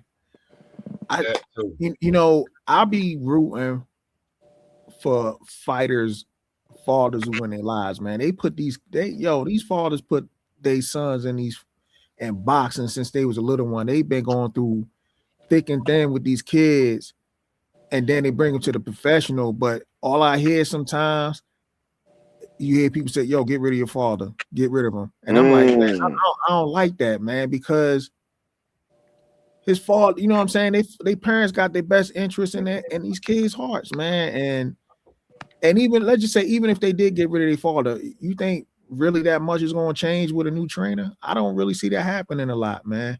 I just think, you know, we got to start giving these fathers a little bit more credit in boxing. It's context, though. I hear what you're saying, but it's context. If you looking at when you hear what Rob is bringing up while he's stating that case, you can't really argue that. Like, it's like you grin. It's like, yeah, I hear what he's saying. Your dad was throwing up. He didn't come to the press. Those is important moments of your career. Oh yeah, I agree with that. I agree with that. Yeah. So I'm with you on that too. Where we so fast to say throw your corner, just throw it all away. Nah, sometimes it's in context. Those are big moments. You got to be there for. You know what I mean? Like you got to be there. You know, on those big stages and those big moments and stuff like that when it comes to that, win or lose. You know what I mean? You find, I always say you find. Go ahead. I don't want to. This is what I was gonna say, right? Like listening to a few different people, right, that are close to him. Yeah. No, it's like at a certain point, bro. Like,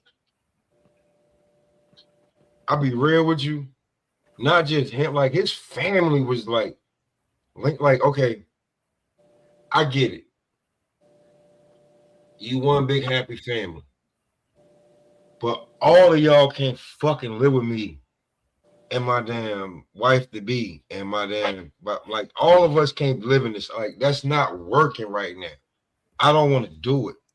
Now, the fact that the shit that's going on back and forth that cause friction with the wife and the child and all that shit is he let the damn mom and the dad influence way too much.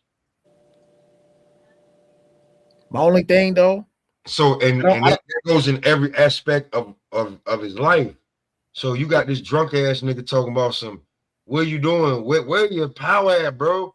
Where you're gonna hate yourself? Mo, you ain't giving me no direction. You ain't told me shit on why this man whooping my ass right now. But check this out though. Like his father know him best though. You know what I'm saying? I get it. Like to us, it's like, damn, bro, why ain't giving him instructions? Like to him, he probably like, man, we went over this shit in the gym, man. Like you ain't doing what. Like why aren't you pressing this dude? Why you know what I'm saying, letting him dictate the fight, man? Like what we was working on ain't working. Now, did you have a plan B for this shit? Cause you the coach, motherfucker. Right. You ain't got. Check this out. I'm gonna give you an example. I was just looking at this clip. Sugar Ray Leonard, Tommy Hearns won. Tommy Hearns was getting in Sugar Ray Leonard's ass, right? He said, "You're losing it, kid." He said, "You blowing it, kid. You blowing it." That's all he said. He didn't give him no direction. He just said, "You blowing it." That motherfucker, a light bulb done turned on in fucking Ray Leonard's head and end up getting a stoppage. That man is not goddamn Ray Leonard. Man. Don't you disrespect my North Carolinian by even putting so close to him. That's one. And two, Roger Mayweather said the same shit. Like, motherfucker, you ain't no great trainer. You had great motherfucking fighters. Cool. What are you talking about? Who said that? Roger said that shit. Said that to who though?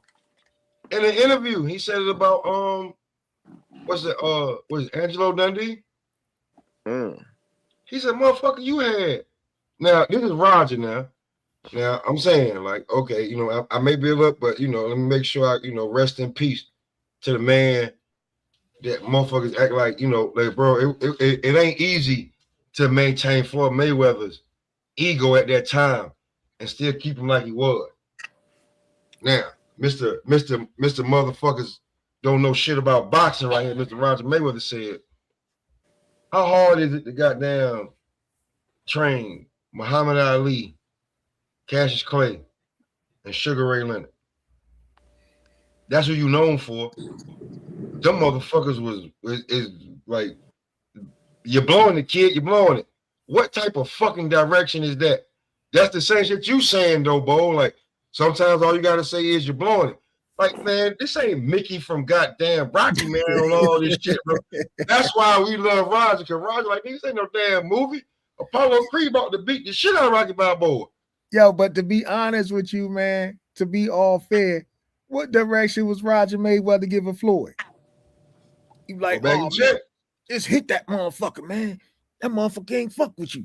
Ain't really giving no directions, man. He just talking shit in the corner. And you know what, too? Like, I really don't like, because when you watch the shit in other frames where you see shit, the shit that they would show on damn like Top Rank or HBO, that's, man, Roger gave mad direction before he said that shit, man.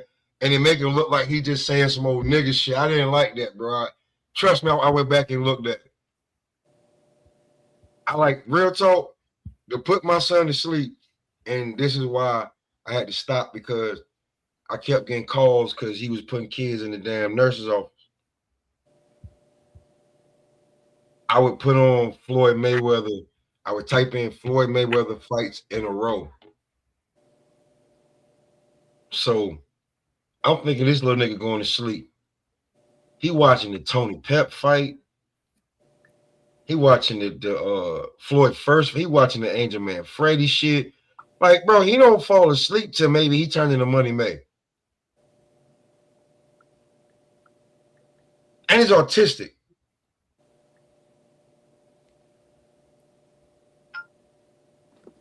Yep.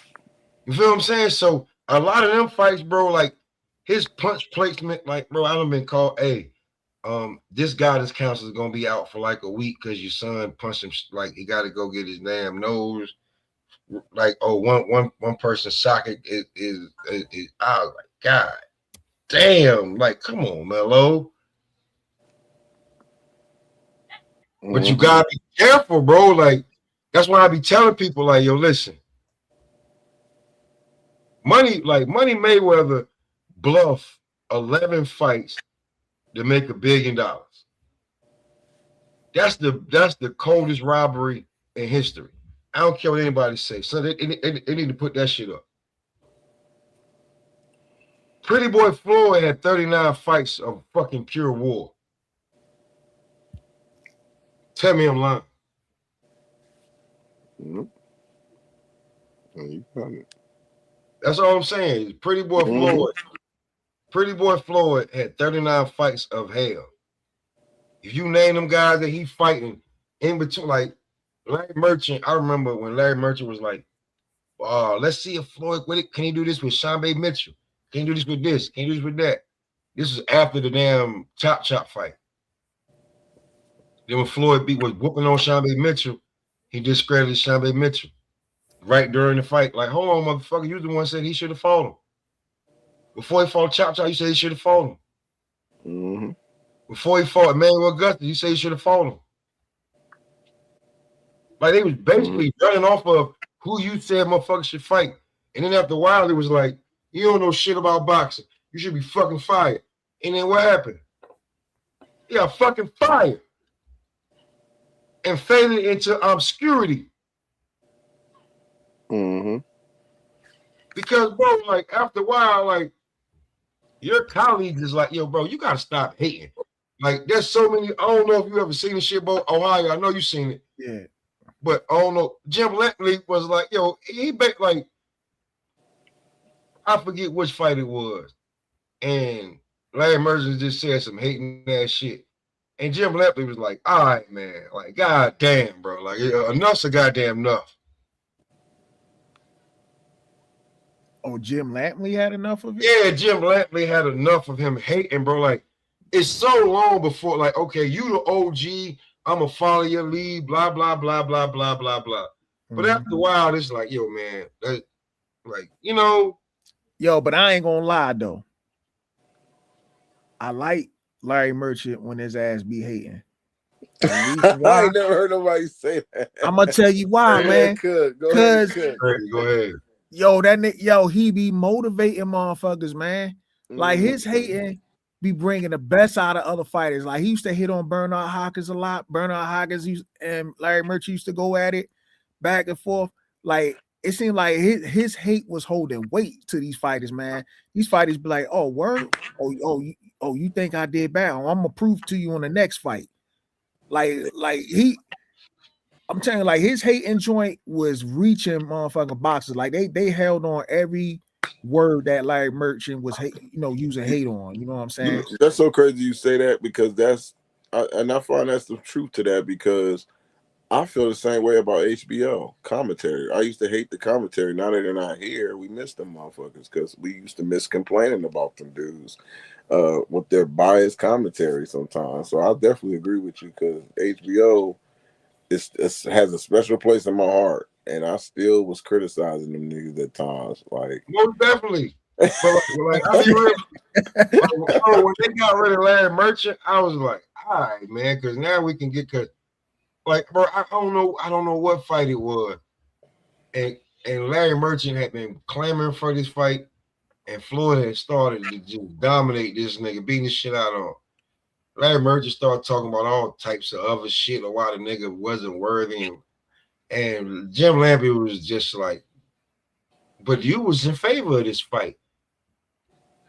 Like, you got to understand, like, the white people talk, that I was just like, oh, yeah, Jim Lampley on some shit like right now. Like, yo, bro, hold the fuck up, bro. mm-hmm. You was talking all this shit. Now this motherfucker is surprising us in front of our eyes. And now you just, like, it seemed like it wasn't, what's the commentator what's the motherfucker that used to go back and forth with Muhammad Ali? The old white motherfucker, the legendary. Howard Cosell. See, it's a difference, because Howard Cosell was behind the scenes fucking with the fighters individually. Larry Merchant was just talking shit. I just think Muhammad Ali knew how to make light of a lot of stuff. You know what I'm saying? No, they would like how him and like that shit would be set. It was I'm not saying like everything was like scripted, it was planned, but a lot of that was motherfucking, it was ad-libbed and everything, but it like, oh, we're gonna do this, we're gonna lead into this, and then we're gonna bring it back to this. Mm-hmm. And Ali had the wherewithal to do it, and it made them look like because listen, if in the beginning, if you go back and look at the shit, and if they hate each other so much, how come every damn time Ali needed a damn interview, it was a motherfucking Howard Cosell? Yeah. Yeah. That's but the difference right there. I will say this though. I do remember Larry Merchant basically telling Jim Lampley, he was like, yo, like remember when Floyd had the fight with Arturo Gatti leading into that fight? If you notice that before that fight went down, Jim Lampley seemed like he didn't even want that fight to happen. He's like, oh, why we gotta make this fight happen? And Larry Merchant was like, because the fight makes business sense. he came out. We worked for HBO. HBO was putting on the fight. They're making it a big fight after everything that Floyd went through, and Arturo Gatti almost didn't even want this fight and was going to move on. And then here you come talking about what you feel. Fuck what you feel, nigga. This ain't your feelings. This is your job. Like, hold up. Like, shut the fuck up and promote the fight, bruh. It's what we pay you a bunch of money for. You give us your feelings after the fight, not before it, while we trying to get all the money we can out of it, you stupid motherfucker. Mm-hmm. What are you talking about? Like, what are you doing? And like, that's just like last night, Ace Bowl, when a nigga go into business for himself and think he bigger than the program. That's exactly what that is. Mm. You feel what I'm saying? When you think you can just go into business for yourself, when you just talking logical boxing, and then you so motherfucking emotional and passionate about it that you lose your damn head and shit go so far left.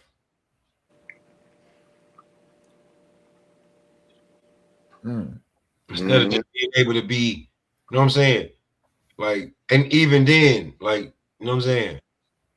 Like, bro, that's a phone call. Hey, yo, we gonna run it this way. We gonna do it that way. We gonna do like this, then we gonna bring it back to this, and then that's how we gonna run the show from then on out.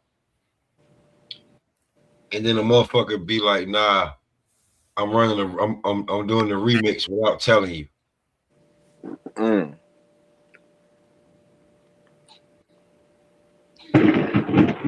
Let me ask y'all something, man. This is a sports page. Too. You know, when they talk about two friendly in boxing, do you think the NBA took on that same identity where there are people they're too friendly, there's no real rivalries? I think that's where boxing got it from. I didn't look at it like that. What no damn friends in basketball back in the day, man. Like all this friendly shit, the jersey up and all. Like I get it, y'all. Like niggas played AAU together and all of that. But and we come from a damn place where like this hooping shit. Like yo, bro, bro, I'm gonna hang out with you later on the break or some shit. You know what I'm saying? If I'm Right. injured, you know what I'm saying? There's some shit pop like. But bro, if we competing and playing all year. Hey, motherfucking bro, I see you after the game. If I'm that locked in, and if I'm that cold, when you pull up to my city, everything on me. Yep. I expect vice versa. If it's like that, you know what I'm saying? But it's so nonchalant, man. It's so nonchalant, man. And then, man, I'm with you because I just don't see that the beef that beef that stir up that make us want to watch it, man. It's no different than boxing when you see two guys that's too friendly, they got respect, they don't talk junk. It's like I'm not eager to watch this fight, man. Like you gonna punch him and then, oh man, did I hurt you? My bad. Like we saying all that. Like let's be real, right? Let's be real.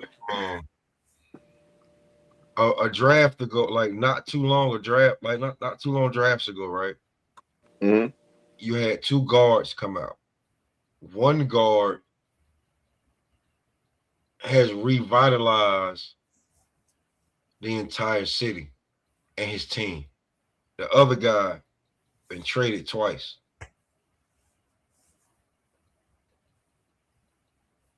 So how do you have a rivalry with him when he ain't even up the standards, like the number 1 and the number 2 pick? You know what guards I'm talking about? Nah, I don't even know. Cade Cunningham, the boy from that Detroit, whole shit, right? And the boy, what's his name, Jalen Williams, whatever him, like the boy that like bro now. So you got one guy who done turned the entire franchise around. You got another guy who's been traded 2 times, and the biggest thing he done since he been in the NBA is get a known 304 pregnant. It's a known 304. Very well known 304. A known. Dang. Bruh, when you think about it, right? It's a difference between what Cade is doing when he's done turned Detroit's number 1 in the East. Right? The boy Jalen been traded from Houston.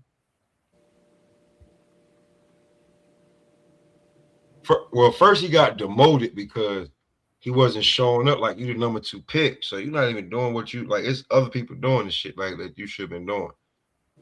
And like I don't even know where he at right now. I don't even know where he at. You talking about a number 2 pick. I don't even know where he at. The boy can jump out the gym, got a jump shot. Basically, what he need to do is work on his game and just stay, consistent and focused.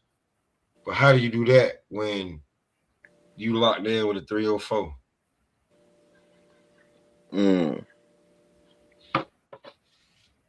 Yes, you know what? That's one thing too for sure. I've been saying I think these athletes are the easiest licks to hit now. They became like these athletes become more easier to capitalize on with these when it comes to these Most definitely.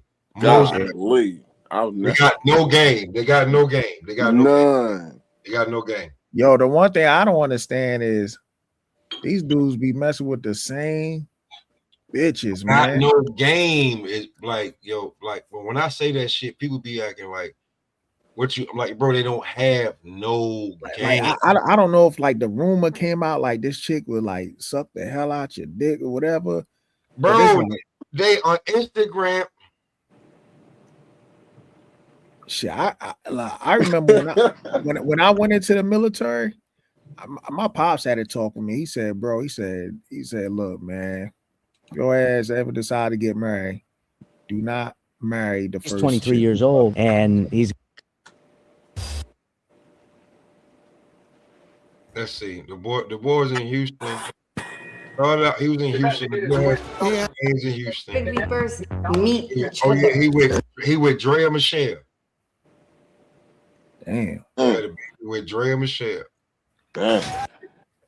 Boy got crazy. He, like his whole like he didn't need her at all, right? But because of you gotta think about the age difference too. Like she's like, excuse me, like 17 years older than this boy. So he probably would. Ant-Man get caught up in some shit like that too. Yeah, but Ant-Man did some shit where it's so gangster that Ant-Man. I ain't gonna call that gangster though, man. Yes, it is. Do you want it? Yes, it is. Okay, so 40. It's completely gangster because I told you. You talking about not being involved in your child life? I told you don't have the child. I'm not gonna be with you. No, I understand that. I agree. Like you know, you ain't want to. Cool. You ain't want that chick that had your child, but now that the child is here, she says I'm gonna have the baby anyway, and I'll raise the baby anyway. Cool. I'm not gonna be going back and forth with you and being and just keep making you a media doll, whatever. No, right. Here is the money. Put it in escrow for the baby, and you do what you do. The bitch broke already, coming back talking about I need some more money. No. She signed they had an agreement, right? She didn't care. She already went. She's back in court trying everything she can to get money because she's so stupid. She ain't even know that the nigga extension didn't kick in till after he gave you the damn $1 million. Yeah, but this my only thing with this smoke. What? I mean, I get it. With the baby mom shit, like I get it, the money. But I'm talking about the time with your child. You know what I'm saying? Like, I'm not gonna just be like, hey, I don't want nothing to do with my child. It's a different little nigga. Number one. It's a different little nigga. If you don't know, this nigga lost both parents before he graduated high school. His sister, the oldest one, had to take care of him. The nigga, when he went to Georgia, only reason he went to Georgia, he didn't want to go to Georgia. He went to Georgia because they could stay close. So when he only stayed for 1 year, so Ant-Man is only on thinking about like what's locked in solid around him. I told you I don't want to have no baby by you. We was just fucking. You said, she probably told him she was on the pill and everything. You know, I like whatever. He slipped. Like, listen, I'm not, bro. I saw the text messages. She saw him. The judge saw him. The judge said, hey, listen, that man expressed to you that if you have this baby, he's not going to have nothing to do with it. So whatever we rule for him to give you for this baby, that's what it is. You had $1 million baby. That man gave you all the money up front and step. He ain't want no more drama with. He ain't want the shit with PJ Washington and Oh yeah. You see what I'm saying? Where you just he ain't want none of that. But I applaud PJ Washington because he's trying to be in his son's life. You know what I'm saying? Like he ain't. Yeah, because you looking at it from a moral standpoint. Like, yeah, we make our mistakes. I don't want the baby, but she still have it. Me morally, be like, dang, that's my child. I gotta. You know, I'm definitely gonna want to be in my child's I life. guarantee you, if Ant-Man can get that baby with no attachments to homegirl, it'll be different. Yeah, it might be, but that's the accountability though. That falls up in have to have any. His accountability was over $1 million. He gave it to her. He didn't drag it out and later contracts. No, take this $1 million. She could have been like, no, I want this. She could have held out. No, I get what you said, but remember what we said earlier that I was just talking about this. Bad habits, talented with bad habits. Sometimes it catch up with us. He probably didn't have many abortions. That's why he was okay with doing it. All right.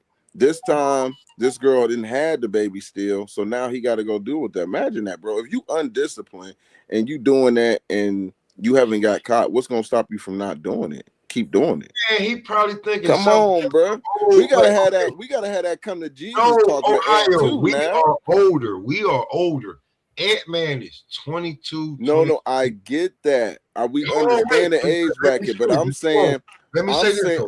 Let me say this, bro. Just let me say this. He 21, 22. He already got a whole like situation with. He's smashing it. This is an older bitch. She fucked around and got pregnant close to 40. That don't happen. No, I got you. So it's accountability on both sides, bro. Because I'm looking at the situation like, yeah, right. He tried to be responsible and say, look, I don't want the baby, whatever. He gave her the deal. That should have been it. I understand that. We just talking about the overall picture. We ain't talking about the female took the deal and now she lost money and we ain't talking about that. That's all part of the problem of him messing with these multiple women anyway. It's the discipline. Like I would tell my son to watch guys like him, like how they moving and not make an excuse and say, well, he's 23 because Sean Porter ain't do that. Right. LeBron James ain't do that. LeBron, I mean, we got examples. That's all I'm saying, bro. We can't Fred, man. Like, no, bro. We talking about high profile guys. You cannot justify guys just having a whole bunch of unprotected sex and then like, no, bro, you got to look at that from a different perspective. I'm rocking with Ant on this situation. Don't get me wrong. I'm glad he gave her the money. She wanted more money, but look what he's dealing with, brother. Like, look what he's dealing with. A lot. Yeah, like how are we justifying him messing with these hood rats and getting them pregnant? Well, he didn't want the baby. So why are you smashing something you don't even want to have a baby out of? Hey, we just said it. These niggas ain't right. Listen, we just said it. These niggas ain't got no game. It's just hard for me to. These niggas ain't got no game. You overnight. Mark Nash, what's good, baby? That's my Mark Nash. Overnight, you got a bunch of money. Overnight, you got like that NBA money, that NBA money be different from boxing. He said ESP smashing Raw.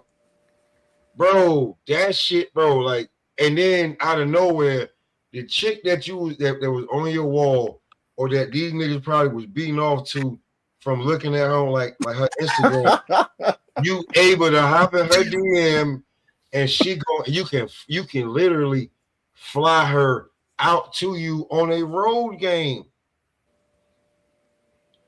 Mark, you got a question. You got a good one. He said, I swear Magic ain't the only one in the league with HIV. Real shit. Like, bro, listen, you know who I'm gonna be real with you. I'm gonna be truthfully honest with you, right? We up here right now. We talking this that sports entertainment shit, right? Right, bro. Bro. Okay, so Charlie Murphy passed away. Right. All right. So in between stories that we want to know, like from our era, that we want to know who got probably the best stories between two of the most polarizing figures from our era. I want you to think about it. He best friends with two of the most polarizing figures from our era. Who you talking about again? I said, well, Charlie Murphy is gone, right? Okay. So, and he gave us a lot of stories. Okay. Who you think got the most like craziest type of stories because he was best friends with two of the most polarizing guys from our era? Dave Chappelle was one. Arsenio Hall was best friends with Magic Johnson and Eddie Murphy. Oh, I with didn't Eddie. know he was best friends with Magic Johnson. He best friends with Magic Johnson and Eddie Murphy. He got the leftovers from Magic Johnson and Eddie Murphy. Think about it. Think about it, bro. Back then, the early 90s, that like he got the leftovers from Magic and Eddie. Who like we okay, God, like rest in peace, Charlie Murphy. So who really got the stories now? I'm telling you right, I'm giving Arsenio 100. Nigga, I need to tell all. I need to after Eddie or Magic Pass 1 to 2. But I got 100 for you for a tell. Like, nigga, you like, come on, nigga. The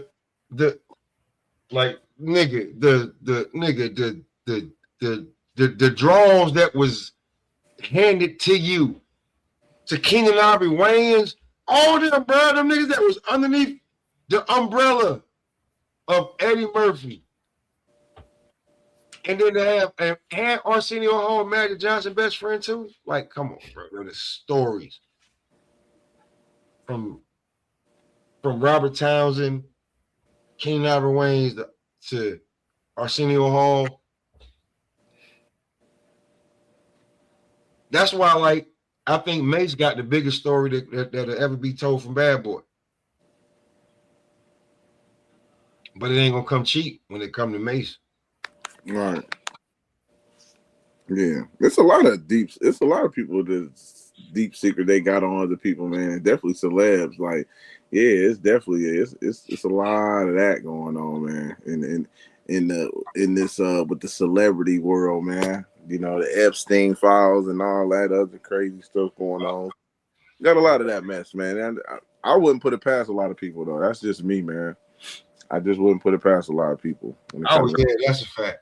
You know, that's a fact. But like them Epstein files, I'm gonna tell you why I don't give a shit right now, Ohio. When motherfuckers was pushing this shit 5, 6, 7 years ago, nobody gave a shit. Nope. So now that everybody woke, so-called woke, I don't give a shit. If you was fucking with hip hop back in the day, everybody knew Sean going to prison was a travesty. That was some bullshit. Everybody knew that shit. That nigga took the fall too, bro. That nigga took the fall, bro. Like on some other shit. Like nigga come like whole career, like at the height. I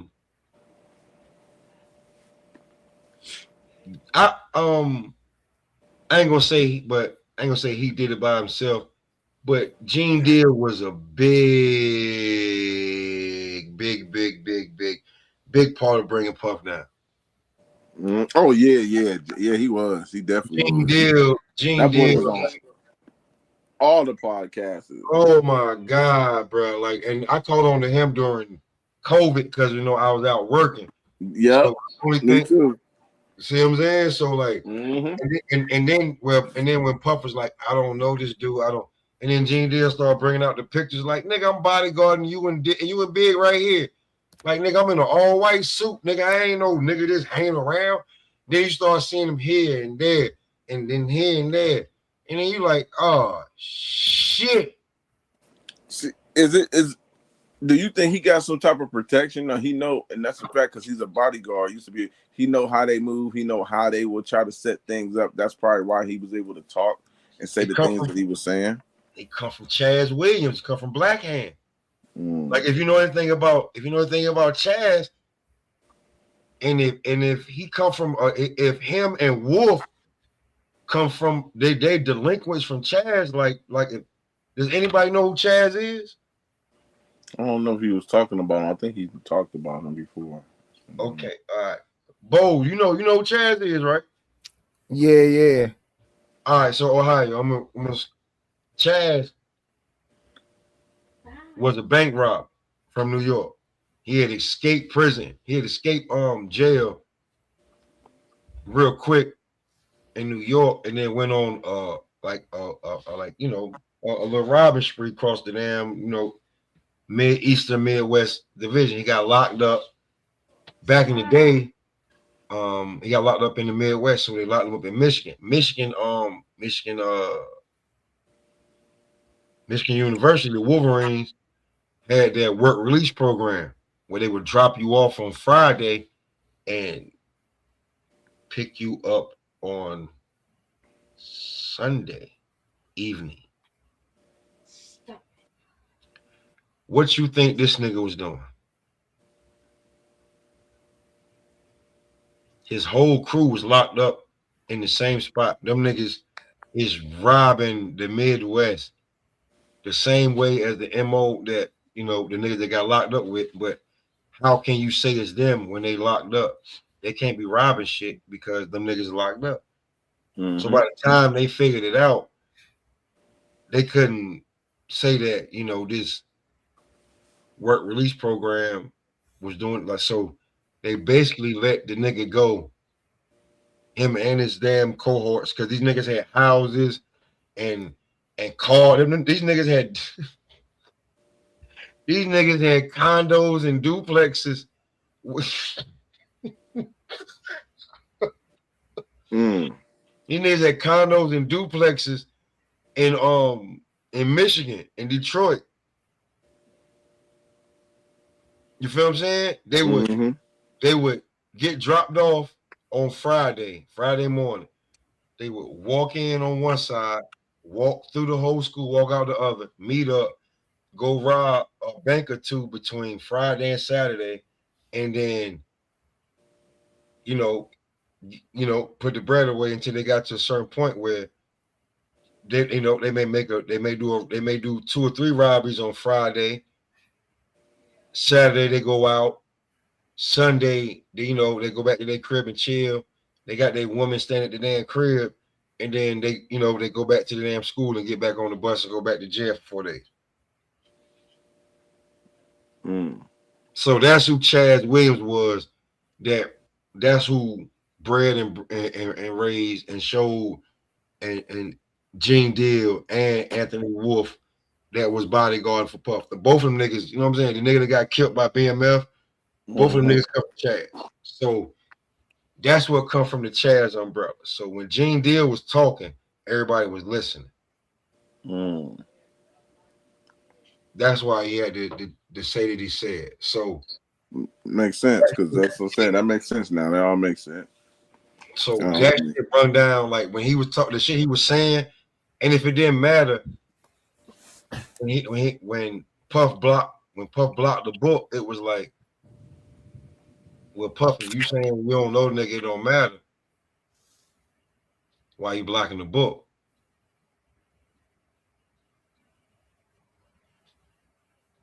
So yeah, when it comes to this industry shit, man, and you start making this bread, it's a different segue.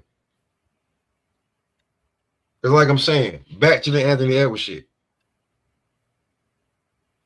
Giving her like the million, like if she would have asked for 2, 3, 4, she would have got whatever she wanted. He still was not gonna be with her just because of that baby. That boy already wise enough to know to be like, listen, I'll wait.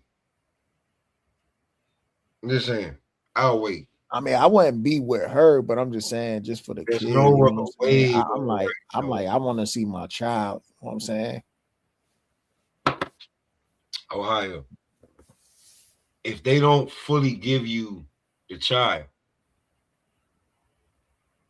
like there's so much shit you gotta go through, bro. Like I seen so much shit on body cam. I seen a guy with the resources to do it, and it was still rough. You feel me? It was still rough for him. The girl ran all the way to Atlanta. You feel me? From San Francisco to Atlanta. Tried to lie and do all this other shit. When the judge said, you got to get this man the baby because every damn way you done ran to, they done told you that you got that what you have done is what is egregious, and you need to get a baby to the father. You got to do this to get back into blah blah blah.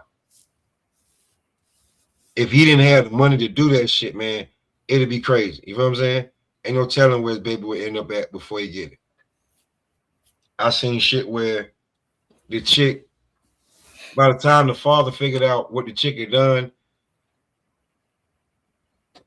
the mother had already signed the rights away to a whole nother person. And now for you to come back and fight for your shit, like, it's just so much shit. Like, so if I don't have the baby flat out, I'm not fucking with you, man. I'll wait. I literally will wait. I don't want the headache. I don't have the time for the headache, the back and forth, the going to pick the child up. Like, I don't need. But that's why you handle it in court, man. I'm only reason why I'm saying this because I'm gonna tell you why, man. I had, you know what I'm saying? Like, I'm a single father, right? Mm-hmm. I got an older woman pregnant when I had my daughter, and it was just a fling. And the chick lied to me and said she couldn't have kids. Anyway, she was fixed. Lied for me. I fell for the okie doke. And next thing you know, I'm dealing with baby mama drama. I had to go through all this and that. And the way I cut that shit short, I took her ass straight to court, man. I was like, I ain't gonna be doing this back and forth with somebody like that. I'm like, I took her ass straight to court.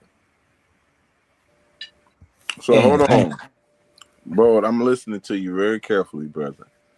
So you telling me your pull game was weak? Is that what you telling me? No. I didn't pull. You just trusted her because yeah, I fell for the okie doke. Man. Oh, okay. She was an older woman. I got you. No, see, you know what? That could have happened to the best of us, bro. So a little older woman too, yeah. But I'm ranked number 1 on ESPN. I got one of the best pull games in the nation. So, Yeah, but I don't be messing with a lot of women, dog. So. Nah, my pull game was strong, but like for me, but for me, when she told me, "Oh no, I'm fixed," but I fell for that shit, man. Dang. And because I was like, this is an older woman, she got 3 kids. Yeah. And I told her right from the jump, I was like, yo, I ain't trying no kids now until I get married. So it was just a fling. And the bitch had a boyfriend. That's the crazy part. She had a man. So I'm thinking like, okay, maybe yeah. And I fell for the shot. I said, oh man, that bitch got me. And and her looking at me, no, I wasn't no basketball player, but I was in the military. And for some reason, you know how women look at people, if you in the military, boy, they trying to, I don't know what it is. I don't know why women think military men are fucking getting paid out the ass, but she's like, oh yeah, I got this nigga. That's child support all the way to my 18. I had the plans when she started that playing game stuff, trying to tell me when I can and can't see my child. When I go pick up, I was going through the drama. I said, man, I'm taking your ass straight to court. Took her ass straight to court, man. I ain't waste no time with that one. And I end up getting custody. Yeah. So how did you end up? Hold on, brother, because this is a good story. How did you end up getting full custody? So, what? We don't normally get victories like that. So I knew it was a chance because I had some friends who went through worse situations than me, and they end up with custody. So I know it was a chance for me because I don't get me wrong. I was sitting up here, I said, man, I don't know what the fuck I'm gonna do. But I remember I was talking to this one chick. She said, nah, she said the rules unchanged. She said this ain't the 90s or the 80s where they just say give it to the mom. They like, nah, they giving it to the most stable parent. And well, for me, it was like, for one, my daughter mom, she was being cocky. Her ass wasn't even showing up to court for one. Damn. Then number two, she had you had an overconfident bitch. Yeah. Then number two, you know what I'm saying? What I think will really solidified it for me because I was coming back off of deployment when I finally won and shit. Because I was having my lawyer fight for me while I was overseas. She was going to court for other things like eviction notices and shit like that. Dang. Okay. That shit solidified it for me, man. So that's dang. That don't get no better than that. I know that was a good feeling when you went. What was the day when you feel like when you won? Did you get papers or did your attorney call you? Like, what was that feeling? Nah, because I came back from overseas for the final hearing. I was just getting back from overseas and whatnot. Okay. Yeah, and then like they had got people you know what I'm saying, like the GL and all that stuff. They talked to my captain and everything and shit. And he's like, yo, is he getting deployed again and all that other stuff? And they was like, he's like, nah, not with this command. He about to he about to be good. So I was like, cool. So my captain put in a good word for me, and yeah, it was. How was the transaction? Like, was it getting a kid? Was it a drama? Was she trying to start something? So the way they did it for me was like she wasn't there for the final hearing nothing. So the way they did it for me, it was like my next visitation that I have. They said we're gonna do it like this. When you get your visitation, you get her, you hold on to her, and then we have the person go serve her ass.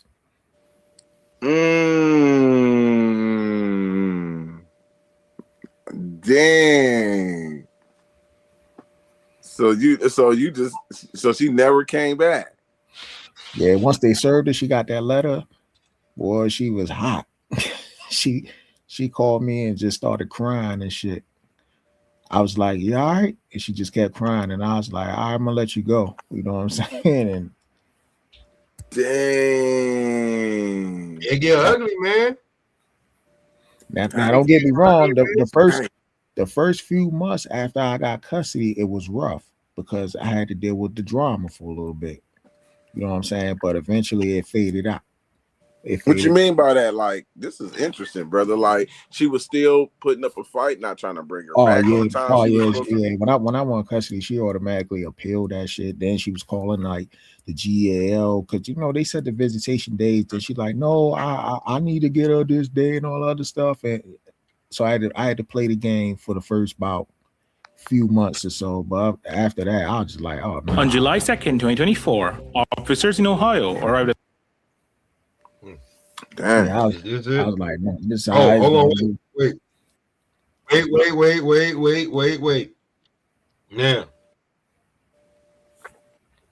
Now, Ohio, this is why I be bullshitting with you, right? I be joking with you. But I be like, what the fuck y'all got in Ohio out there? Just saying. Now, I'm gonna show you something. I'm gonna show you if you don't have the resources, if you not, and if you just able to take care of your kid, right? Mm-hmm. I'm gonna show you how hard it get. I'm gonna show y'all right now. Hold on. Let me get this shit right. So we don't get no flag. You know what I'm saying? This is for educational purposes only. I'm about to show you this shit right now. This it, yeah, right here. I don't know if anybody's seen this shit before, but I definitely did a show on this. This is crazy. I want you to see the difference in how this bitch switch up. Mind you, homie come home from prison and wins custody over the baby mama. That's how bad the bitch is. Waited parked down the street while officers attempted to contact the mother. Here's what the officers did next. No, he didn't. What? Didn't what?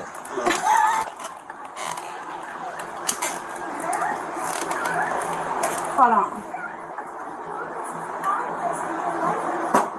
You want to talk with us out here for a second? You're strong. I'm sorry. You cooking chili or something? Nah, baked chicken and onions. Okay. She in there. She's perfectly fine. She's safe. What do you know about it? Yes. We've been trying to get away from her daddy for almost 2 years now. Okay. Keep finding us everywhere we go, just in St. Louis and Columbia.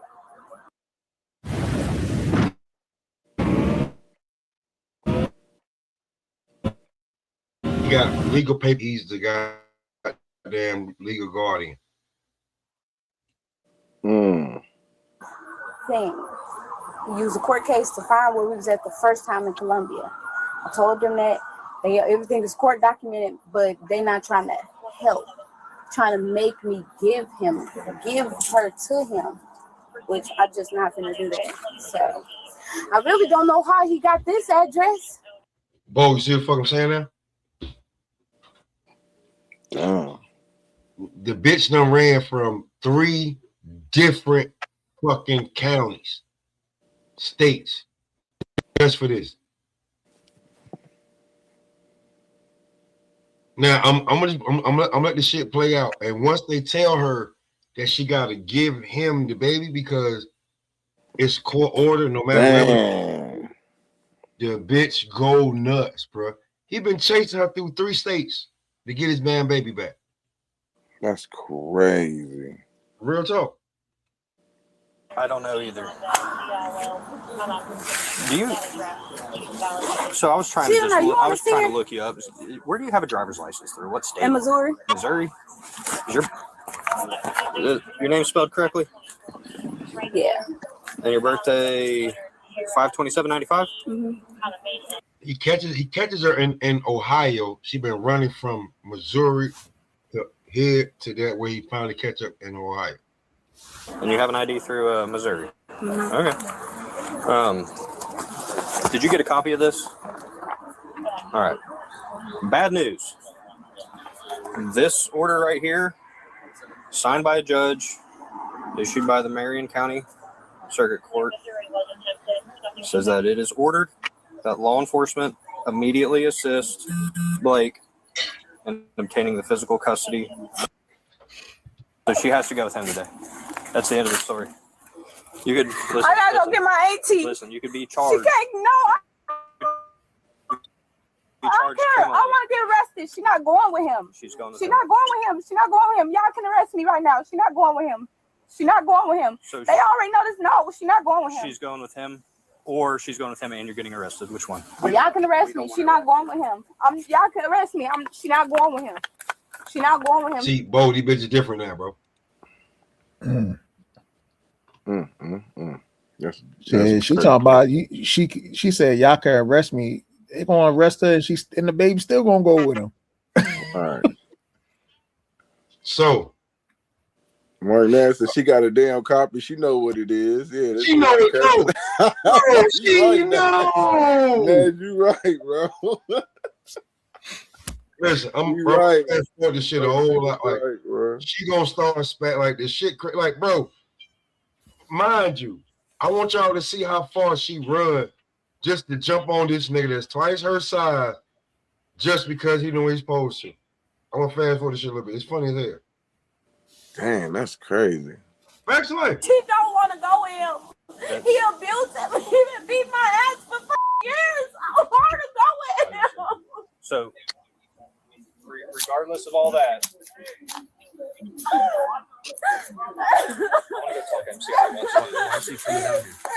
Can I go get my AT? I have to come in there with you since why we did Let's this come here. by order of the judge. But listen to, but please listen to me, dear. If Yo, This Kevin is Hart was so right. Kevin Hart was so right. You went when women be crying and trying to speak, it look like the last lick.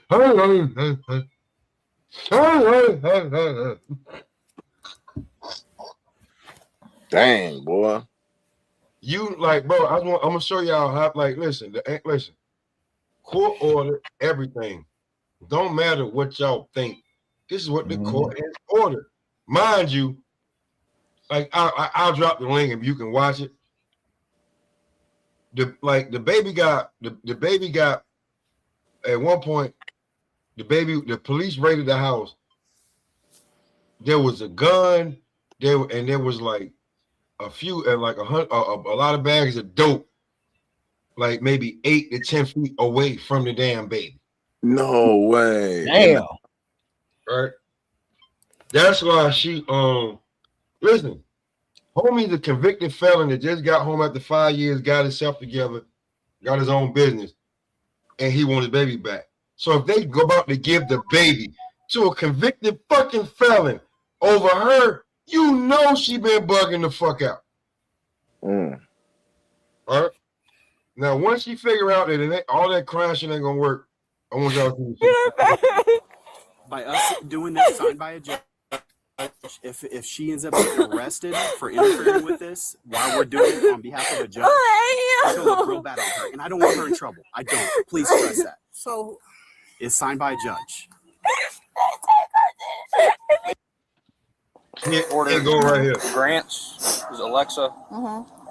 Alternating weekends on Saturday and Sunday, 10 to 4. Oh, Lexi. 3 reasons What in the why you world? should come with us to the Damn, Church she of just Jesus took Christ off, of huh? Latter-day Saints this Man, Sunday. look, ain't no way. Right. Ain't no way, bro. Where did she run to? She would have had it good if she ain't violate the court order. So when she violated, Baby daddy all the way over there. Look how far she ran. Where's she going to? Where's she going?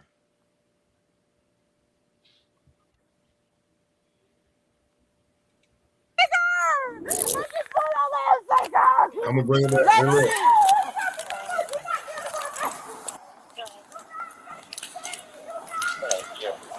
He way down Nope, there. she just hit him.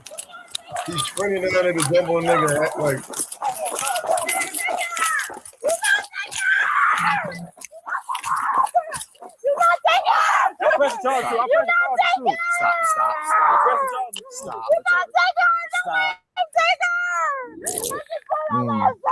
And it's just joint custody. Oh my god. No.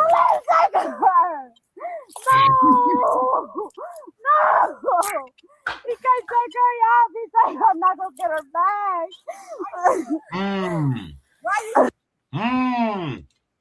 She no dirty. So when she violated, does that mean he gets the custody, full custody of him, if she violate that? Yeah, if you flee the state, you violated the distance, because you could only go so much distance away when it's court ordered. You were supposed to give him the baby. He had visitation, right? He had visitation, right? No, Mark, you're right. Mark Nash, you hear what he said? Read the comment. He said, you know, if he was abusive, the court would have took that into account. They would have took that into account if he was abusive. They wouldn't even. They gave him custody. She supposed to go with him. Ain't no no. He has custody. She has supervised visitation. You see why she started talking about something? She can't go with him because I'm not gonna get her back.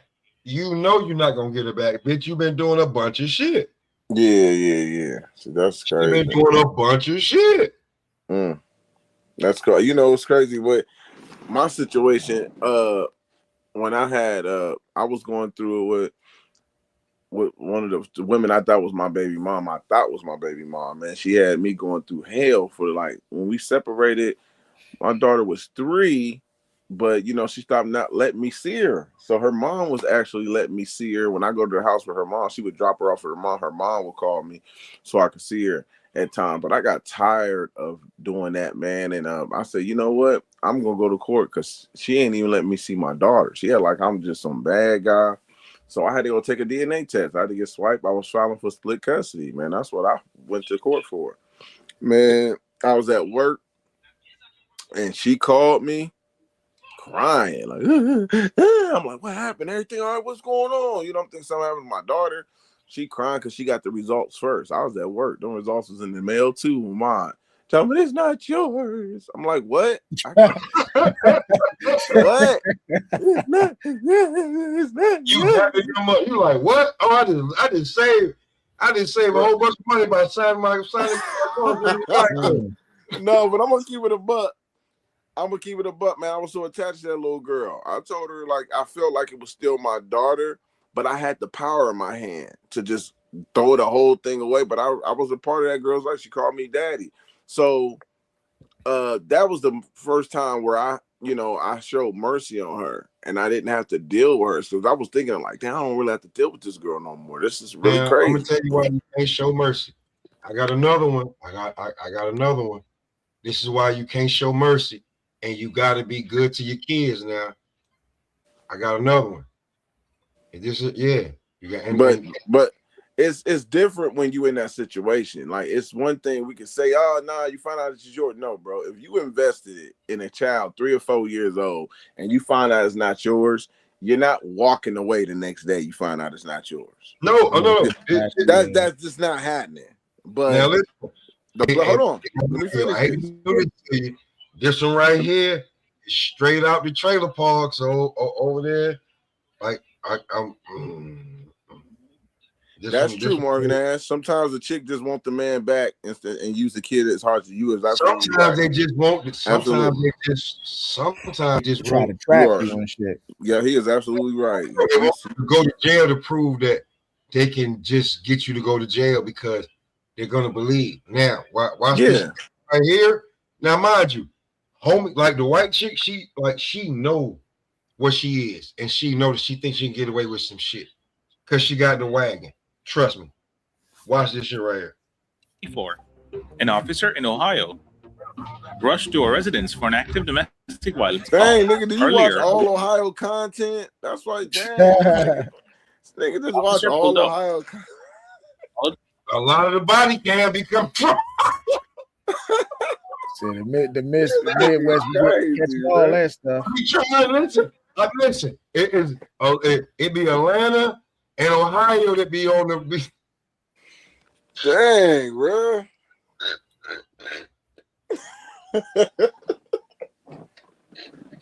Go ahead, let it cut. All right, so I'm gonna just fast for a little bit. Now I'm gonna show you the white chick. Like, there she go. If you have Snap or Medic, bro, like I'll be like, yo, bro, hold on, man. At first I thought it was something. You know, I was like, yo, Ohio, what's going on, man? Like, y'all seem like they being racist. They being a little prejudiced against you and your state, man. Because every time I look up on the body cam, it's something close to Ohio. That's funny. No, it goes down. Not sure. When you say they go down, I was like, you know what? I'm gonna leave it alone because it's what it is. But I'm from North Carolina. I'm from Rocky Mount, North Carolina. I understand trailer park trash bullshit. You said Raleigh, North Carolina? I'm from Rocky Mount.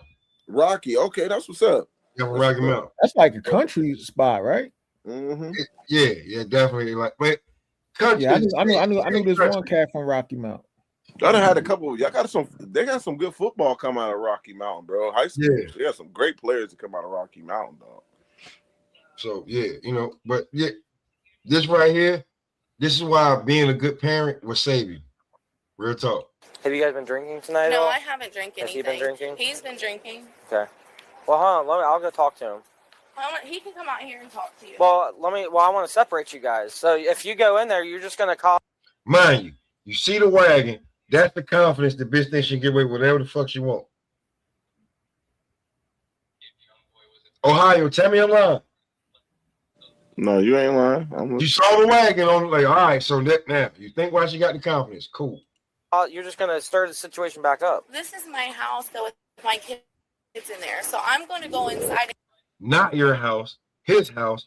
He letting you live there because he got kids with you. Oh, that's not even her house? No, that's not her. No. First of all right, but I don't know if you understand because like that is those are extra.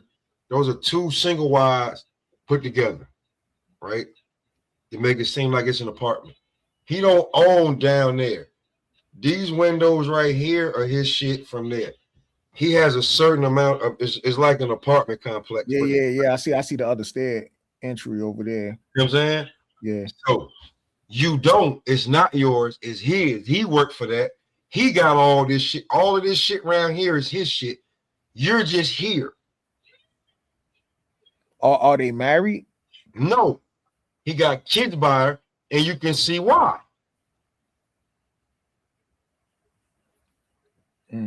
She already, you know what I'm saying? You can see why. He already, like, you already see why. So now she thinks she can be controlling and just take over his shit. And he terrified.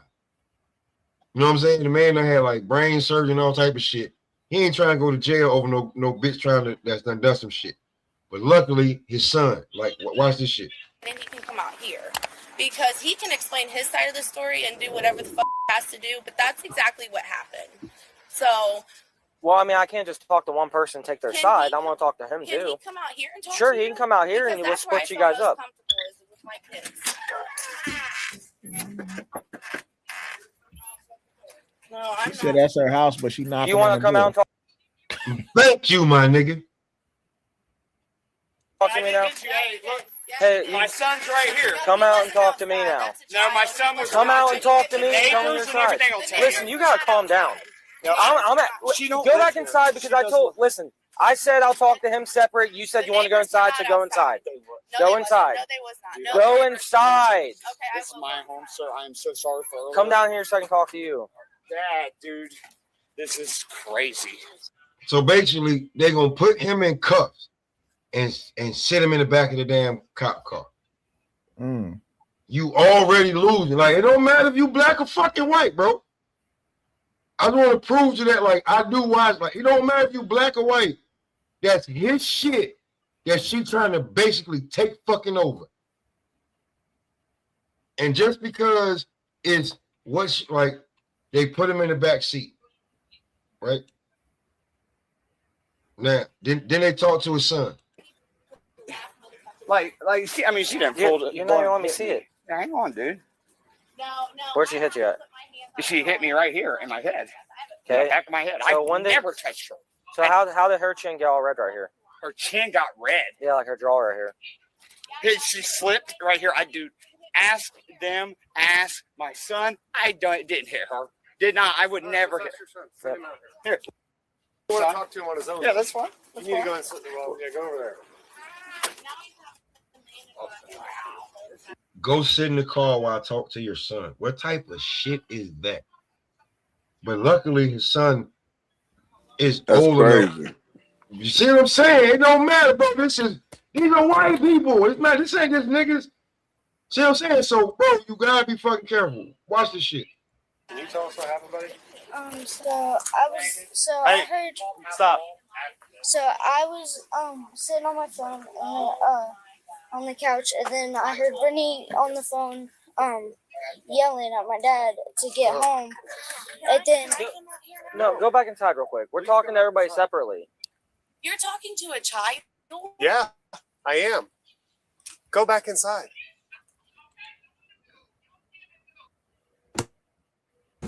Whoa. What's that? I just built a budgeting app in Base 44. I like how he was Guys, telling her to go back Nina just inside. built She an need app. to listen to Impossible. somebody. Like, she ain't got no authority over when a man talking to her. Like, go Do you back. want to obstruct my investigation? Please go back inside. What the fuck? And then That's a child. Exactly. That's why I'm talking to him. Please go back inside.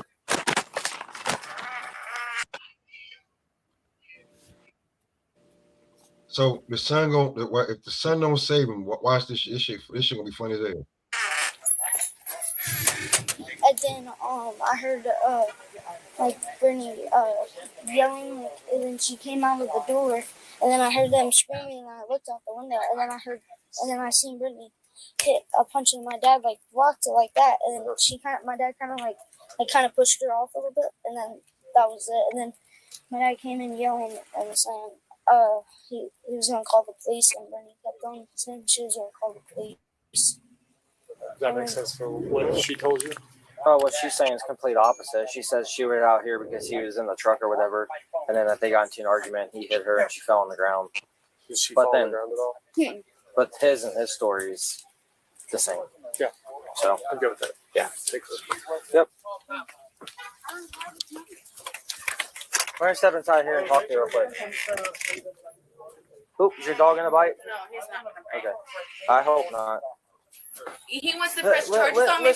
Hitting me. Listen, officer, listen to this. I did not put my hands on him. He hit me. You know what? Here's the deal. There's two sides. Now that she see that the story ain't about to be, it's another what? Let me see, bye. They get a bitch another like 5 to 7 minutes to bullshit before they lock up. So I'm gonna just fast forward to the shit, and that's where the funny shit happens.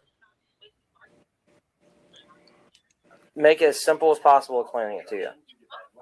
Okay, but All right. I just want to make sure that I'm not going to jail tonight. I'll explain that to you once you get done with your statement. Get done with your statement. You done? Yes. Can you sign it? I'm sorry. I know that you. We got other stuff. Yeah, you guys do have other shit you have to do. You're going to jail. So let's go. I'm going to jail. Yes. You're under arrest. No. How am I under arrest? How am I under arrest for getting Because you're hit? determined to be the primary aggressor. I'm under. No. Yes. Don't Come here. Don't make it worse. No. Go out of resisting Stop. charge. We have to. How am I under arrest? No. How am I under arrest? How am I under arrest? Whoa. Look, I have rights. I just got. No bullshit. This is like some of the greatest satisfaction you can get in life to watch these motherfuckers figure out they going to jail. He said the greatest satisfaction. They said When Rob was an abusive relationship, man. Lay your last. No, I'm not. Like, but I've seen a lot. Right? When the shit, and you see them, and listen, she called the police. She started the shit, and then like, hold on, your story. They not believing your bullshit story, and you're going to jail. And then they try to like watch all this. I can't breathe and I'm about to die. Shit. I love it. I just love the shit. I'm sorry. It's so funny. It's like some of the greatest commentary in the world. Like I don't care if anybody like it. I don't care about like. Look how upset and distraught she is. She thought she was rubbing her face to be like he punched me. Because the cop like it looked like you was rubbing your face a little bit hard. That's why it looked like it's red right there. She's like, no, he punched me. This is not your house, bitch. And you are trying to get him locked up just so you can have his shit and prove that you can put him out of his shit. And look what happened to you. The man's still sitting in the back of the squad car. Hey, Stop. Hey, you guys. No, You're gonna make this worse. No. You're gonna get a resisting charge. No. You're gonna get a resisting charge. No, sir. Stop. Sir, please. Dude, all right. You're gonna get a resisting My charge. kids are in there. Stop. No. You're gonna make this a lot harder than it has to be, okay? My kids are in here. They his kids too. That's why your ass is over there with them over there. He knocked you up and had them kids. But they my kids. They not his kids. You see, same shit. Listen, my kids are in here. No. Look, listen. How am I? All right, look. No. Then you need to stop. No,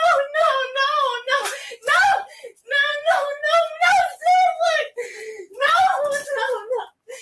No, sir, I didn't do it. How am I being an aggressor when I didn't do it? That's what court's for. All three of us done heard that click clack before. It ain't.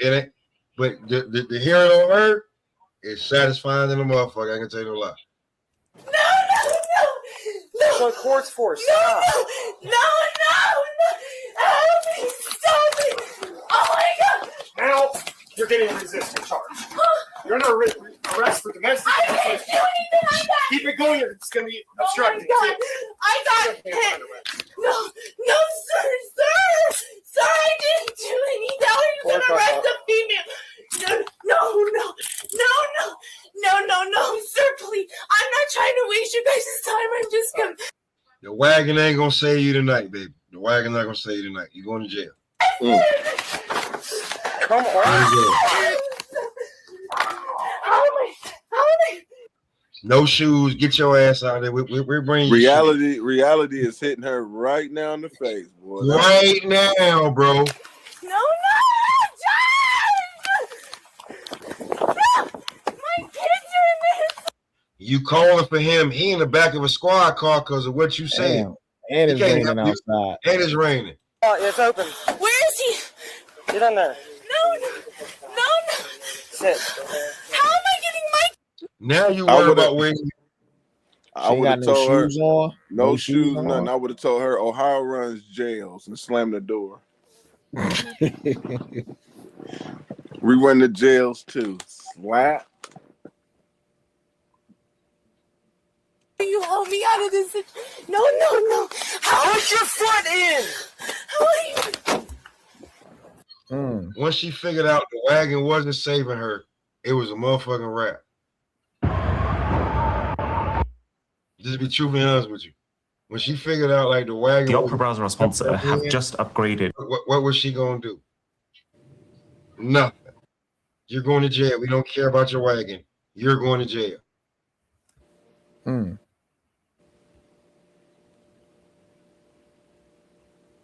It's a wrap for you. No, kids! No. You better put your foot in. Like, You're gonna get your foot broke. It don't stop. Please, will you hold me out of this? Ohio, you got a child. Bo, you got a child. I don't know how many kids. I got kids too. That don't mean that if we ain't going to jail because we got fucking kids. What the fuck that mean? I got kids. Yeah, but bitch, you broke the law. So you going to jail. You going to jail. You going to jail. Yep. No. How would you foot in? No. Sir, he went in there. Please tell me he did. Thank you. Look how broken men be, bro, when they actually get fucking justice. Think about it, damn. Look how broken he is. I thought I was gonna go to jail for this bitch goddamn whooping on me, gonna take my goddamn shit. No, how are you doing this? Listen, you gotta calm down before we get to the jail. With my kids are in there, sir. No, he's not safe with my kids. They're not safe with them. Why the fuck do you even have them over there if they're not safe? This the shit. This the shit that seems like so, Bo. It don't be like sometimes they don't just be that, bro. They just be, you know what I'm saying? And if they in court screaming this shit out, I don't even want to show you the court document shit. Them shit is different, bro. The court document shit is crazy, bro. Or if I just certain shit, you just seen the crazy bitch. Then you turn around and see this bitch trying to goddamn just to try to teach him a lesson. She gonna get him locked up and take his shit. That's his trailer. That's his crib. You just gonna take his shit. I can take your shit anytime I want. No, you gonna go to jail, bitch.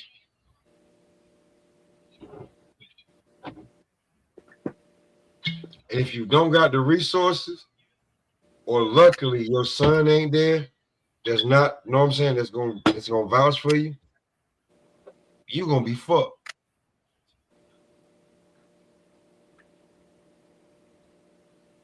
You know what I'm saying, Bo? You got a different kind of circumstances, just like mine, how I got my oldest back.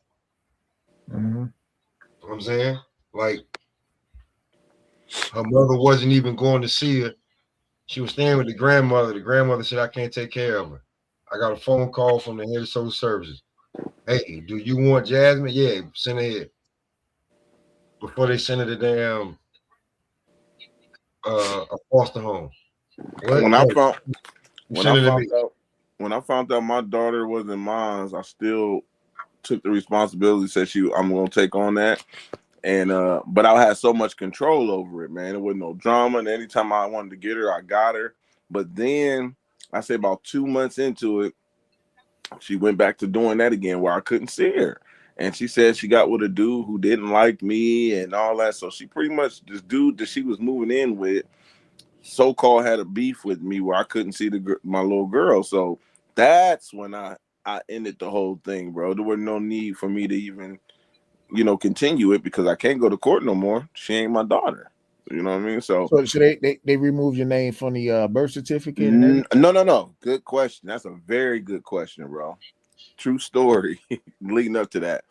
My aunt was telling me not to sign the birth certificate before I had the baby because they was going to take, her reason was they going to put you on child support even if you taking care of that little girl, blah, blah, blah. My aunt did not want me to put my name on the child support. I mean, on the birth certificate at all. Man, do you know I listened to her? And when they brought the birth certificate in to sign it, I told them I wasn't signing it.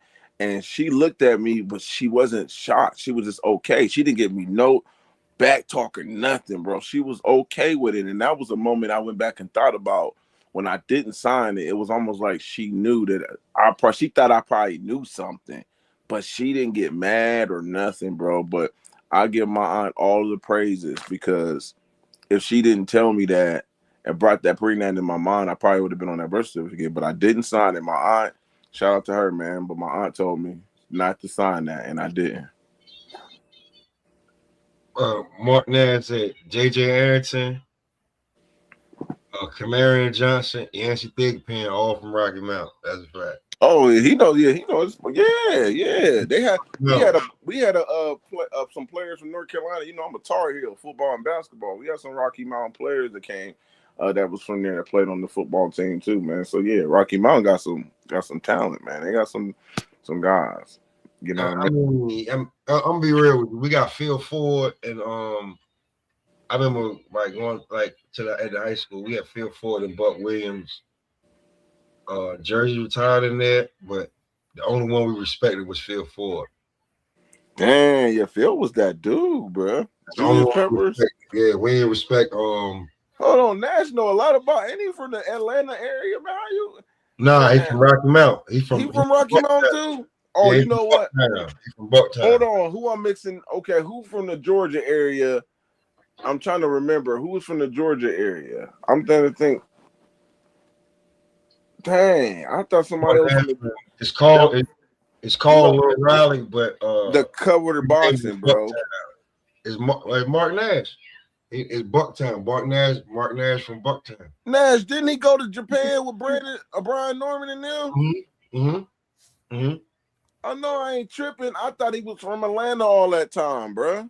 Nah, he moved down there, but he from Bucktown. Oh, that makes sense. Cause I'm like, wait a minute, I'm mixing Nash up with somebody. It's only 8 hours away. It's only 8 hours away. So a lot of niggas from North Carolina, especially from the Mount, when they graduated, you know what I'm saying? They moved down there. He from Bucktown. I got my okay. I know I wasn't tripping, bro. I didn't know that. Okay, that's what's up. Cause I thought, yeah, man, I was happy to see him getting his just due, man. He done put in so much work in boxing, man. Stay in his own lane, do his own shit. I love Nash, man, what he do, man. So he helped me out. He helps me out at times, man, when I need help. You know what I mean? So yeah, shout out to him. I didn't know that. I thought he was a Atlanta guy, but yeah, shout out to you, man. I mean, he moved down there. You know, we need the opportunity, but yeah, he locked in. Next year, he from Bucktown. I'm from the Hill. The only thing that separates us is the tracks. All you gotta do is just cross the tracks, and you're right there. But now we know, so he ain't got. I ain't gonna feel too bad when my boy Schofield getting carried in the stretcher because of Abdullah. So I ain't gotta worry about him feeling some type of way. You know, it is what it is, baby. Back to the drawing board. You feel me? But yeah, that's what's up, man. Shout out to Nash. That's my guy, man. I didn't know that. I thought I was confused. Like, dang, you know a lot of people in the North Carolina area. Boy, what the hell? Yeah, like Pepper's from Wilson, but hold on, is he a Tar Heel fan then? Because he probably didn't even know that. I'm born and raised in Ohio, bro, but the biggest Tar Heel fan ever. I'm talking about basketball. I'm talking about baseball. Bro, I'm the biggest Tar Heel fan. You can't tell me really nothing about my boys. I'm talking about football, basketball, even baseball. I watched them go to the World Series and lose back-to-back to Oklahoma State Beavers. Like, I've been watching them. Fox was our coach then, but I'm a Tar. I love them colors, man, since I was 10. So I've been locked in with that one college, and knowing Ohio State. If I was, I'd probably be a spoiled brat if I was a Buckeye fan, because they're in the top 5 every year, recruiting class #1. I mean, I can go on about Ohio State, but I think I was easily rooting against them because we got some. They just the fandom is crazy here. I mean, they got Ohio State lipstick, tampons, Yeah, I'm teddy surprised. I'm bears. surprised you not an Ohio State Buckeye fan, man. Because like every cat I knew that's from Ohio being in the military, man, that motherfucker Ohio State is like a fucking religion to them. Yeah, bro. I caught it. I think I got my uncles put me in Little League. That got me before I got hypnotized, because I think I would have been on the Buckeye train, but me playing Little League and they put me in those baby blue colors, nigga, that was it. Once I see me in the mirror and that powder blue, and we was the Panthers in Youngstown, Ohio, that was it. Whatever team on Sega, I was playing Bill Walsh. Whoever had those colors, nigga, that's who I was playing with. I was playing with the Tar Heels back in the Bill Walsh days in 94, 95, bro, on Sega, running them up. There was a game, I think Bill Walsh had the teams was Chapel Hill. They weren't even North Carolina. They was called Chapel Hill on the game. Florida State was called Tallahassee. See, I'm taking y'all back. They was Tallahassee. They wasn't even Florida State when Bill Walsh had his game on Sega. They called them Tallahassee. You know what I mean? But yeah, I go back with the Tar Heels and those colors, bro. But I learned to appreciate winning too, man, by watching Ohio State, seeing how good they is. I learned how to appreciate the little things from my squads, man. I'd be excited when we get 5 stars in football and 4 stars, like, because we don't get them all the time. So it's, I think the Buckeyes like, oh, you got a 5-star in football. They be like, that's good. But then when the reverse and it's basketball, we get the 5 stars normally, and then the Buckeyes basketball is excited when they get a 4-star or 5-star. I remember when the Buckeyes was hot in 2006 and 2007. They had Greg Oden, they had Cook, they had Ron Lewis. I mean, that team was stacked. They had a good time. Now all of a sudden they putting Tar Heels on their schedule to play. I said, what? They trying to play us now? Man, we beat them, but we beat them. They was balling, but we beat them every time they tried to match up with us. But yeah, it's funny how that is, man. I stay loyal. I'm not a part-time fan, man. I'm Tar Heel full season, man. Football, basketball, I got it all, man. Favorite player, of course, is gonna be Julius Peppers. Or you know what, Julius? I actually like Willie Parker too, but he wasn't that good at North Carolina. Hall of Famer Julius Peppers. Make sure you say that one. Yeah. But Julius was a beast at North Carolina too, bro. He was a beast there. So we got some players that I actually enjoy that didn't pan out that well in the NFL too. Brandon Tate was explosive. He had some decent. He was a kick returner / wide receivers. I mean, I can go on and on about them boys, but yeah, man, Ohio State got a lot of fans down here that love them. They go crazy, you know what I'm saying, over them, man, and I enjoy it now. I used to have a passion. I used to hate them because of their schedule, bro. I had a hate for Ohio State. Like every year, we go on the national championship. Then I look at their schedule. I'm like, bro, who y'all playing? Y'all not playing nobody, bro. So I used to get mad at that, man, and be right. When they played the Georgia Gators in the national championship, then LSU, like y'all was getting whooped because y'all wasn't scheduling tough games to be prepared for those type of teams. So I was telling guys, man. But they got it together. They got it together eventually. So I'm cool on it. I don't have no hate for the Buckeyes no more, man, like that. But it's funny. It's funny that I get a lot of pressure because people say, oh, man, how you go from Ohio run boxing to you not liking the ball? I never say I don't like them. I don't really brag on them. Now, they won the national championship, which was the perfect time for me to say, hey, Bill Belichick coming to Chapel Hill, Ohio State just won the national championship. I was like, let me tell people I'm a Tar Heel fan for sure, so they won't think I'm bandwagon just in case Belichick, come and start doing this thing, which he hasn't yet. So we'll see how that play out. Yeah, that's a fact. It's crazy. Yeah, so it is what it is, but that's just it. I'm a Tar Heel till I die. That's just where it's gonna be, man. So, man, it is. But yeah, I'm gonna get up off here, man. I'm gonna holler at y'all, man. Yeah, I'm about to get up out of here too. Yeah, man. I'm out. Yeah, me too. Yeah, it was good, man. Hey, is it good. raining where y'all at? Is y'all in New York or is y'all? Because it's raining like crazy down here in Columbus. I'm in New York. It's It rained earlier. It rained earlier today. It's not a full rain. That was a bullshit rain. This one it's coming down hard and it's thunder. Nah, It's I'm telling you right now, that was a bullshit rain because my knee hurt and I can't wait for it to stop. I'm waiting for the real rain to come. Oh, your knee be hurting every time it rains? They talking about snow this weekend. They talking about possible snow this weekend. No, where are you at? Where you staying? I'm in CT. I'm right directly over the Long Island Strip. Oh, from snap. where I'm at. Okay. But like I got family in New York. I'm supposed to be in New York this weekend. Damn, Rob, your knee be hurting every time it start raining? When it's a real storm that need to happen. That's crazy. They say that's the side effect from like Viagra. You gotta get off of that, bro. I know Viagra, man. That's when you fuck this shit up early. Hell out of here. I'm just talking shit, man. I'm gonna holler at y'all, man. I'm holler at y'all. Hey, boom. Hey, yo, I appreciate everybody pulling up, man. We about to get up out of here. All right, man. Peace. Peace.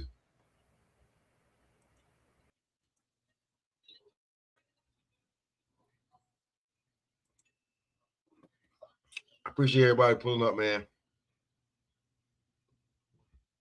We about to get up out of here, man. Ball boxing and blunts. Thank you for tuning in. We just got in from the gym. Gloves still taped on my skin. Eyes red, Monday grin. Yeah, woke up 2 a day. Roll work, then I let it blaze. Shadow in the mirror, southpaw sway. Talking to myself like who won't play. Ball on the court till the soul turn smooth. Cross on me, make them slide out shoes. Then I hit the bed, let the rage run loose. Stain on my raps like battle tattoos. Ash on my hoodie, resin on my thumb. Call from the plug, said pull, then come. Count by the rounds and I count by the sum. If it ain't family, I leave it on red, I'm numb. Ball, boxing in blunts, that's my holy trinity. Pray on the floorboards. Punch, smoke for the energy. Ball, boxing in blunts. Whole life built on synergy. You can feel it when I stun. You can't copy this chemistry. Nah. Baseline jumper, then I spark one slow. Whole team laughing, but they know my mode. Fourth quarter face, I don't crack, don't fold. Eyes half closed, but my heart stay cold. Got my hands tight, knuckles like stone. Coach in my ear, keep bringing it home. Every puff take, pressure off bone. With every bell ring, put heat in my dome. Spin out the clinch, I've been dodging these fakes. Pivot and paint, do the same with the snakes. Training and smoke got me high off the hate. Every missed shot, turn the fuel on the plate. Yeah, yeah.